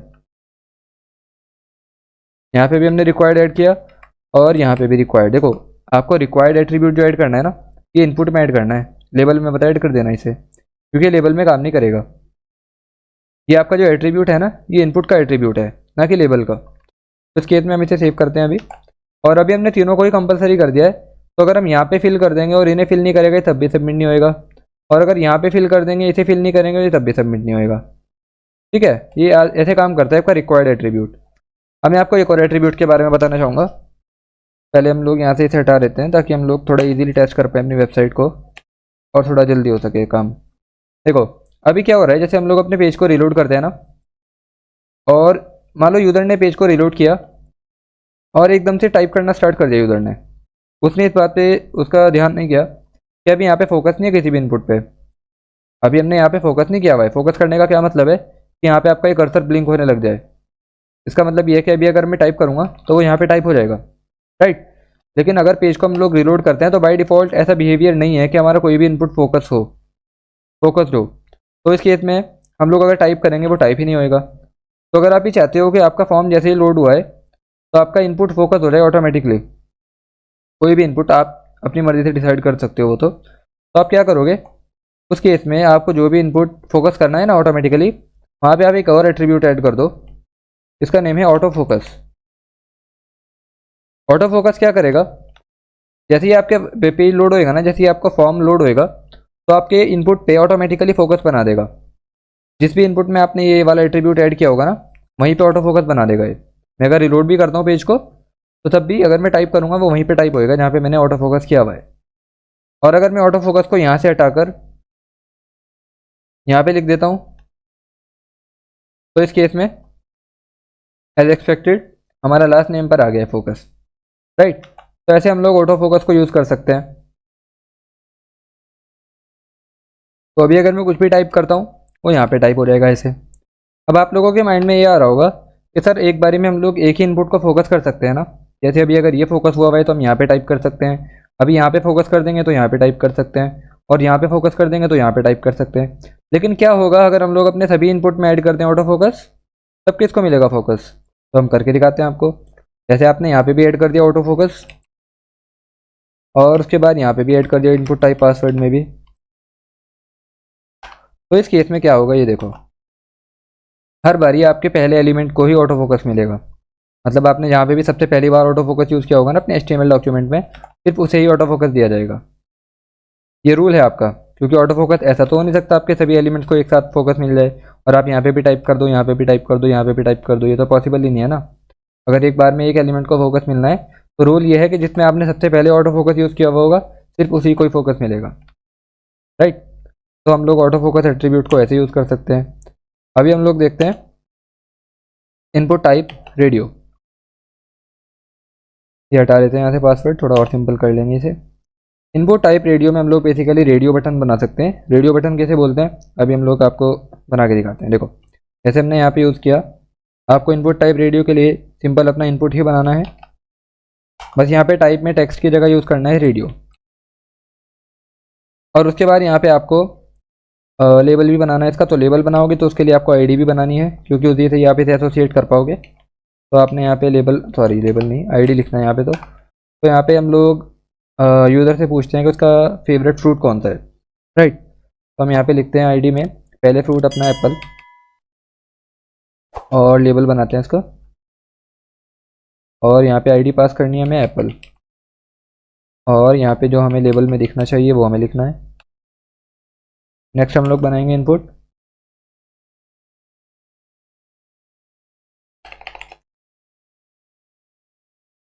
इनपुट टाइप रेडियो हमने बनाया। अभी यहाँ पे देखो हमसे दो एट्रीब्यूट पूछ रहा है ऑटोमेटिकली। ऊपर इसने हमसे नहीं पूछा था लेकिन यहाँ पे पूछ रहा है। अभी नेम किस लिए यूज़ होता है मैं आपको अभी बताता हूँ। पहले आप लोग आईडी लिख दो। आईडी में हम लोग यहाँ पे सेकंड फ्रूट अपना लिखते हैं मैंगो, स्मॉल लेटर्स में लिखते हैं आईडी। ऐसा कोई रूल नहीं है लेकिन कन्वीनियंस के लिए हम लोग स्मॉल लेटर्स में लिखते हैं। तो यहाँ पे हम लोग अभी बनाएंगे लेबल, और फॉर है हमारा मैंगो, और यहाँ पे भी हम लोग लिखते हैं मैंगो, और यहाँ पे इसके बाद इनपुट एक और रेडियो, और यहाँ पे नेम फिलहाल हम लोग ऐसे ही छोड़ रहे हैं, और आईडी में लिखते हैं स्ट्रॉबेरी,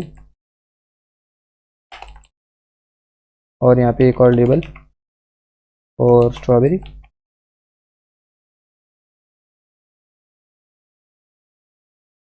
अभी सेव करते हैं इसे। और बेसिकली हमें फ़िलहाल ऑप्शन तो मिल जाएंगे लेकिन हमने यूज़र को एक्चुअल में क्वेश्चन तो बताया नहीं है। तो हम लोग क्वेश्चन के लिए यहाँ पे एक पैराग्राफ टैग यूज़ करेंगे और हम कहेंगे सेलेक्ट योर, सेलेक्ट नहीं चूज़ करना चाहिए हमें यहाँ पे, चूज़ योर, या फिर ऐसे लिखते हैं which one is your favourite fruit. Save करते हैं। तो कुछ इस टाइप से हमें इनपुट रेडियो मिलता है। मतलब हम लोग इनमें से बेसिकली किसी एक को चूज़ करके अपना फॉर्म सबमिट कर सकते हैं। अभी मैं आपको बता रहा था कि नेम एट्रीब्यूट के बारे में हम लोग अभी बात करेंगे। नेम एट्रीब्यूट के बिना देखो होएगा ये कि आपने अपने रेडियो बटन के ग्रुप को ये बताया ही नहीं है एक्चुअल में कि वो लोग एक ही ग्रुप से बिलोंग करते हैं। अभी आपने रेडियो बटन्स बनाए हैं जस्ट, और उनके लिए लेबल बनाए हैं।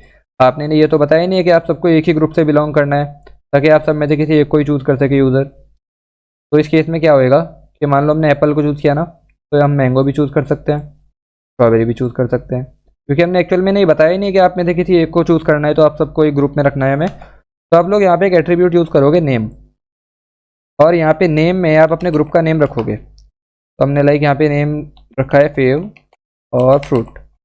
अब यही सेम नेम आपको अपने सभी इनपुट टाइप रेडियो में यूज़ करना है जिसको भी आप ग्रुप में डालना चाहते हो। तो अभी हमने यहाँ पे नेम फेवरेट फ्रूट रख दिया है, और यहाँ पे भी और यहाँ पे भी।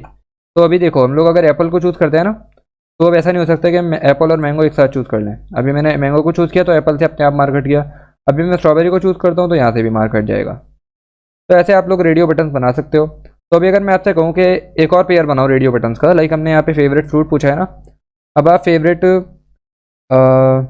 फेवरेट डे ऑफ वीक, किसी तीन, मतलब कोई भी 3 डेज आपको यूज़र को देने हैं और कहना है कि अपने वीकेंड में से फेवरेट डेज बताओ। तो अगर इस तरह का हमें बनाना हो तो हम यहाँ पे लिख सकते हैं, देखो ऐसे ही बनाएंगे हम लोग। एक और ग्रुप अगर हमें बनाना हो तो हम लोग सबसे पहले तो यहाँ पे पैराग्राफ बनाते हैं और यहाँ पे लिखते हैं फिर which is your favourite weekend day, और यहाँ पे हम लोग सबसे पहले इनपुट और टाइप रखेंगे रेडियो, और नेम अब हमें इसे अलग ग्रुप में डालना है ना, तो ऊपर वाला ग्रुप मत यूज़ करना है यहाँ पे, क्योंकि हम यहाँ पे अलग ग्रुप बनाने वाले हैं। तो हम लोग यहाँ पे यूज़ करेंगे सेव डे, और आईडी हम लोग यहाँ पे रखते हैं, यहाँ पे आईडी रखते हैं हम लोग फ्राइडे। और अब हमें चाहिए लेबल, तो हम लोग लेबल बनाएंगे इसका एक, और यहाँ पे रखेंगे हम लोग फ्राइडे और फ्राइडे। उसके बाद यहाँ पे हम लोग इनपुट बनाएंगे, टाइप हमारा टेक्स्ट होगा, फिर यहाँ पे रखेंगे हम रेडियो, टाइप हमें टेक्स्ट नहीं रेडियो रखना है, नेम रखेंगे हम लोग डे, और आईडी रखेंगे सैटरडे, और हम लोग लेबल बनाएंगे फॉर सैटरडे।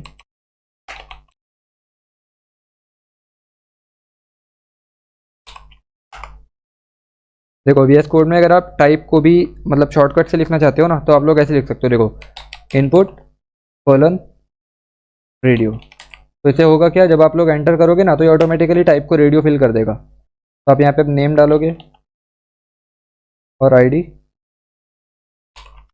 और यहाँ पे हम लोग अब लिखते हैं अपना लेबल, सॉरी, और हमारा संडे। अभी सेव करते हैं इसे। तो यहाँ पे हमारा एक और ग्रुप रेडी हो चुका है। अभी हम लोग इनमें से सेव करेंगे, इनमें से चूज़ करेंगे तो कोई भी एक चूज़ होएगा, और यहाँ पे अगर चूज़ करेंगे तो इनमें से भी कोई एक चूज़ होएगा।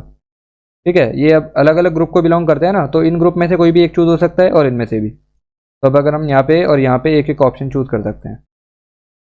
तो अब आप लोग समझ ही गए होंगे कि नेम में आपका, यहाँ पे आपका नेम जो एट्रीब्यूट है ना, ये काफ़ी इंपॉर्टेंट है। अब मान लो मैंने यहाँ पे नेम में फेव डे की जगह फेव फ्रूट ही लिख दिया, तो होगा क्या, भले ये देखने में यहाँ पे कोई डिफरेंस नहीं आया इनमें, लेकिन होगा ये एक्चुअल में कि आप इन 4 में से कोई एक चूज़ कर पाओगे। आपने लाइक यहाँ पे एप्पल चूज़ किया, यहाँ पे मैंगो, या फिर यहाँ पे स्ट्रॉबेरी, इनमें से कोई भी एक चूज़ कर लिया आपने। अब जैसे यहाँ पे आप फ्राइडे को चूज़ करोगे ना, तो ये यहाँ से हट जाएगा मार्क, क्योंकि एक्चुअली में आपने यहाँ पे नेम में पे फ्रूट यूज़ कर लिया है। तो अब ये 3 और ये वाला इनपुट, ये सब एक ग्रुप में हो गए हैं, तो आपको ये ध्यान रखना है।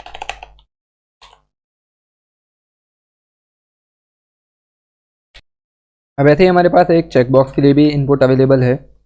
हम यहाँ पे चाहें तो एक यूज़र से चेकबॉक्स में भी इनपुट ले सकते हैं। लाइक हम लोग लिख सकते हैं इनपुट टाइप हमारा चेकबॉक्स होने वाला है, और नेम हम लोग यहाँ पे लिख देते हैं, लाइक नेम में हम लोग लिख देते हैं, या नेम को आप लोग एम्प्टी भी छोड़ सकते हो अगर एक ही चेकबॉक्स बनाना है सिर्फ।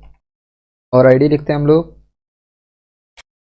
आईडी लिख देते हैं हम लोग यहाँ पे फिलहाल चेकबॉक्स ही लिख देते हैं, क्योंकि एक ही चेकबॉक्स रखने वाले हैं हम लोग, सिंपल रखते हैं थोड़ा।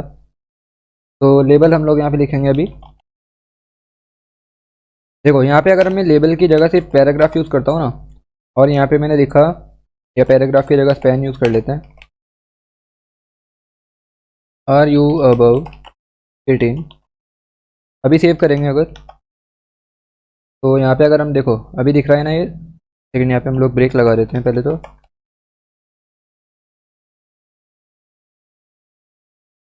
इस टाइप से हमारा कुछ चेक बॉक्स बन के आया है। अभी अगर हम लोग यहाँ पे चेक करते हैं, चेक हो गया है, दोबारा क्लिक करेंगे तो अनटिक हो जाएगा। लेकिन अगर यहाँ पे क्लिक करेंगे ना तो ये चेक नहीं होएगा, और हो सकता है यूज़र को प्रॉब्लम हो यहाँ पे क्लिक करने में, क्योंकि उसे कर्सर ऐसे पूरा यहाँ पे लेके जाना पड़ेगा। तो यूज़र के कन्वीनियंस के लिए आप लोग यहाँ पे स्पैन की जगह यूज़ करो लेबल। मैंने लेबल का यूज़ बताया था ना, यहाँ पे काफ़ी ज़्यादा उसका यूज़ अच्छे से डिस्प्ले होएगा आपको। अब अगर मैं यहाँ पे लेबल यूज़ करता हूँ, और लेबल में अगर मैंने आईडी ना लिखी ना, अगर मैंने लेबल में फॉर एट्रीब्यूट ना लिखा, जैसे यहाँ पे फॉर लिखा है मैंने, तो अगर मैं फॉर नहीं लिखूँगा ना, ये लेबल एक्चुअल में एक स्पैन की तरह ही काम करेगा। अभी इस केस में भी मैं अगर यहाँ पे क्लिक कर रहा हूँ ना, तो ठीक नहीं हो रहा है ये। तो आपको फॉर एट्रीब्यूट ज़रूर लिखना है यहाँ पे। फॉर में हम लोग लिखेंगे चेकबॉक्स, क्योंकि यही आईडी हमने दी है अपने चेकबॉक्स को। तो अभी अगर मैं यहाँ पे क्लिक करता हूँ, मेरा चेकबॉक्स भी ठीक हो जाएगा। ठीक है, फिर से क्लिक करूँगा तो वो अनटिक हो जाएगा। तो यूज़र के कन्वीनियंस के लिए काफ़ी अच्छा ऑप्शन है कि यूज़र को यहाँ पे पूरा ऐसे नहीं करना पड़ेगा, वो ऐसे भी कर सकता है। और ये सेम केस यहाँ पे है, ऐसे भी यूज़र चूज़ कर सकता है किसी को। तो ये आपके फॉर्म के कुछ एलिमेंट्स हैं और अभी हमने इनपुट एलिमेंट्स के बारे में बात की है। अभी इसके अलावा 2-3 और हैं इंपॉर्टेंट, उनके बारे में भी बात करते हैं। देखो, एक आता है हमारे पास ड्रॉप डाउन लिस्ट। जैसे हमने यहाँ पे रेडियो बटन का यूज़ किया है ना यूज़र से मल्टीपल ऑप्शन में से किसी एक को सेलेक्ट करने के लिए, ऐसे ही आप हो सकता है कि रेडियो बटन की जगह यूज़ करना चाहो कि आप वहाँ पे ड्रॉप डाउन लिस्ट यूज़ करो। आप चाहते हो कि सर फेवरेट फ्रूट के लिए तो हमने रेडियो बटन यूज़ किया है, कोई बात नहीं, पर मैं चाहता हूँ कि वीकेंड डे जो है ना हमारे पास, ये हम लोग ड्रॉप डाउन लिस्ट से सेलेक्ट करें। तो ड्रॉप डाउन लिस्ट से कैसे बनाएंगे इसे? तो देखो, सबसे पहले तो लेबल बना लेते हैं एक, और हम लोग फेवरेट क्या लेने वाले हैं इस बारी, यहाँ पे जस्ट FAV और ऐसे लिखते हैं, क्योंकि मैंने यहाँ पे अभी ये आईडी इसलिए अलग लिखी है क्योंकि हम लोग आईडी में नेम में यूज़ करने वाले हैं फेव डे, इसलिए मैं यहाँ पे नहीं लिख रहा हूँ उसे। तो हम यहाँ पे लिखेंगे which is your favourite weekend day. Label हमने बना लिया। अब देखो, ड्रॉप डाउन लिस्ट के लिए हमारे पास एलिमेंट है जिसका टैग है सेलेक्ट। अब सेलेक्ट में हमसे सबसे पहले तो पूछ रहा है नेम क्या रखना है इसका। देखो, यहाँ पे तो मैंने आपको नेम का यूज़ बताया था कि हम लोग एक ग्रुप में बिलोंग कराने के लिए नेम का यूज़ करते हैं, पर यहाँ पे नेम का यूज़ हो रहा होता है एक्चुअल में बैकएंड में यूज़ करने के लिए थे। हम लोग इसकी वैल्यू को फैच करना चाहेंगे वहाँ पे, तो इसलिए हम लोग नेम का यूज़ करते हैं, पर आप लोग इसे स्किप भी कर सकते हो। ठीक है, आईडी आपको ध्यान रखनी है, बस यहाँ पे आईडी ज़रूर लिखना, नहीं तो एक्चुअल में ये नहीं काम करेगा आपका लेबल। मतलब काम तो करेगा लेकिन आपको बिलोंग कराना है ना लेबल को, इससे एसोसिएट करना है, तो वहाँ पे आप आईडी का यूज़ ज़रूर करोगे। तो अभी तो हमारा यहाँ पे जस्ट एक लेबल बना है और एक एम्प्टी ड्रॉप डाउन लिस्ट है, ये कुछ इस टाइप का दिखेगा। ये देखो, यहाँ पे हम लोग ब्रेक का यूज़ कर लेते हैं पहले तो एक, क्या आ गया हमारा नेक्स्ट लाइन में, जूम कर लेते हैं थोड़ा। तो कुछ इस टाइप का हमारे लेबल लिख के आ रहे हैं which is your favourite weekend day. और अभी अगर हम लोग इसके ऊपर क्लिक करते हैं तो जस्ट एक एम्प्टी लिस्ट है। तो अभी अगर हमें लिस्ट में यहाँ पे आइटम ऐड करने हैं, तो देखो यहाँ पे LI से आइटम ऐड नहीं होंगे, क्योंकि एक्चुअल में हम यहाँ पे कोई अनऑर्डर्ड लिस्ट या फिर ऑर्डर्ड लिस्ट या फिर डिक्शनरी लिस्ट नहीं यूज़ कर रहे हैं, हमने यहाँ पे ड्रॉप डाउन लिस्ट बनाई है ना। तो यहाँ पे एक्चुअल में हम लोग यूज़ करेंगे आइटम्स के लिए एक और एलिमेंट है हमारे पास जिसका नेम है ऑप्शन। ऑप्शन में आप लोग यहाँ पे वैल्यू तो वो लिखोगे जो आप लोग बैकएंड में फैच करना चाहोगे, राइट। क्योंकि यहाँ पे आप जब इसकी वैल्यू को फैच करोगे ना कि यूज़र ने फेवरेट डे क्या सेलेक्ट किया है, तो अगर आपने यहाँ पे मान लो लिखा है फ्राइडे और यहाँ पे लिखा है 1, तो बैकएंड में जो आपकी वैल्यू जाएगी ना वो फ्राइडे नहीं जाएगी, वो ये वाली वैल्यू जाएगी 1। तो इस वजह से आपको यहाँ पे वैल्यू लिखनी है इस हिसाब से कि आप बैकएंड में से फैच कर पाओ। और यही रीज़न है कि ज़्यादातर यहाँ पे और यहाँ पे वैल्यू सेम रखी जाती है ताकि रिमेंबर करने में थोड़ा ईजी हो, याद रखने में ज़्यादा प्रॉब्लम ना हो डेवलपर्स को, इस वजह से। तो हम लोग यहाँ पे भी वैल्यू लिख, अभी हम लोग अपने केस में अगर वैल्यू नहीं भी लिखेंगे ना तब भी काम कर जाएगा, क्योंकि हम लोग फैच तो करने नहीं वाले हैं बैकएंड में, हम तो सिर्फ फ्रंट एंड का पार्ट देख रहे हैं ना। तो हम लोग यहाँ पे डायरेक्ट भी लिख सकते हैं ऐसे।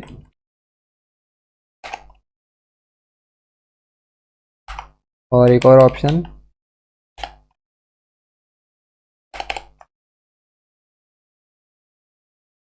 सेव करते हैं। सब कुछ इस टाइप से हमें हमारी लिस्ट मिलेगी, हम लोग यहाँ पे ऐसे ओपन करके इसे किसी को भी सेलेक्ट कर सकते हैं, राइट। और अभी इस केस में हमारा ऑटोमेटिकली जो ऑप्शन सेलेक्ट हुआ हुआ है वो है फ्राइडे। अब अगर आप ये चाहते हो कि सर नहीं मुझे ऑटोमेटिकली ना सैटरडे सेलेक्ट करना है, मतलब जैसे हम लोग पेज को रिलोड करते हैं यहाँ पे फ्राइडे ना आए सैटरडे आए, तो आप क्या कर सकते हो, जिस भी ऑप्शन के साथ आपको ऐसा करना है ना कि आप चाहते हो वो वाला ऑटो फोकस हो जाए, तो आप वहाँ पे ऑप्शन में एक एट्रीब्यूट ऐड करोगे। लाइक मैंने यहाँ पे ऐड किया सेलेक्टेड, इसमें वैल्यू देने की ज़रूरत नहीं है, जस्ट एट्रीब्यूट का नेम ही काफ़ी है। तो देखो अभी अगर हम लोग पेज को रिफ्रेश भी करेंगे ना तो सैटरडे ऑटोमेटिकली सेलेक्टेड मिलेगा हमें, राइट। उसके बाद यूज़र इसे चेंज कर सकता है। तो ऐसे आप लोग एट्रीब्यूट्स यहाँ पे डिफरेंट यूज़ कर सकते हो। और इसके बाद हमारे पास एक और इनपुट है, उसका एलिमेंट का टैग इनपुट नहीं है। इनपुट में तो अगर हमने इनपुट टाइप टेक्स्ट रखा है ना तो हम लोग जस्ट एक लाइन का इनपुट ले पा रहे हैं यूज़र से। मान लो अगर काफ़ी बड़ा इनपुट यूज़र को देना है तो वो तो एक लाइन में नहीं लिखना पसंद करेगा ना उसे, तो क्योंकि एक्चुअल में पता ही नहीं चलेगा कि उसने शुरुआत में क्या टाइप किया था, फिर उसे वापस से स्क्रॉल करके जाना पड़ेगा स्टार्टिंग में। तो ये सब बहुत इनकन्वीनियंस हो जाएगा। तो वहाँ पे अगर हमें काफ़ी बड़ा मैसेज यूज़र से लेना है ना, तो हम वहाँ पे इनपुट की जगह यूज़ करते हैं टेक्स्ट एरिया। देखो टेक्स्ट एरिया एक्चुअल में एक एलिमेंट है अपने आप में, और मैं इस पर जैसे ही क्लिक करूँगा इसने मुझे कुछ ऑटो फिल करके दिए एट्रीब्यूट्स, और कुछ हमें फिल करने के लिए कहा है।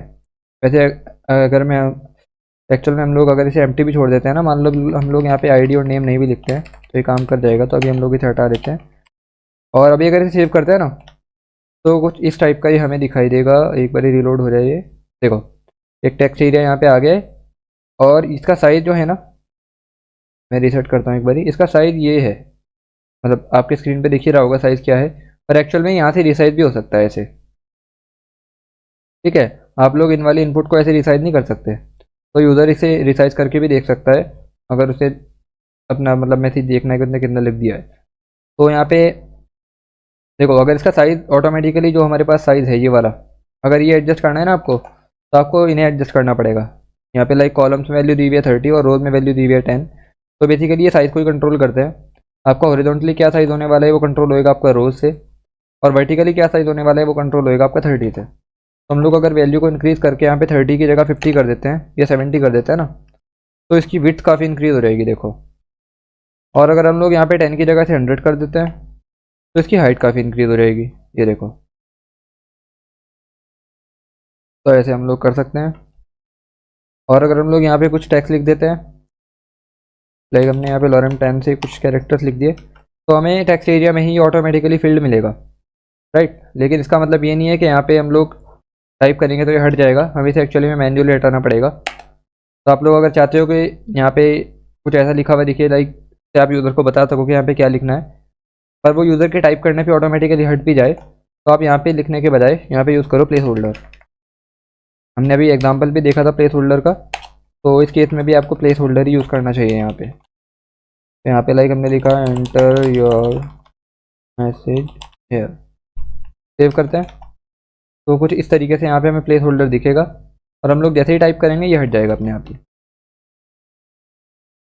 तो ये थे आपके फॉर्म के कुछ इनपुट एलिमेंट्स जो आपके सबसे इंपॉर्टेंट होते हैं, वो हमने सभी कवर कर लिए अपने इस वीडियो में। बाकी आप लोग खुद से भी ट्राई कर सकते हो, काफ़ी सारे आपको डॉक्यूमेंटेशन में भी मिल जाएंगे। और इसमें अगर कोई भी डाउट होता है आप लोग कमेंट सेक्शन में पूछ सकते हो। एंड होप कि आपको आज की क्लास पसंद आई होगी। मिलते हैं नेक्स्ट वीडियो में।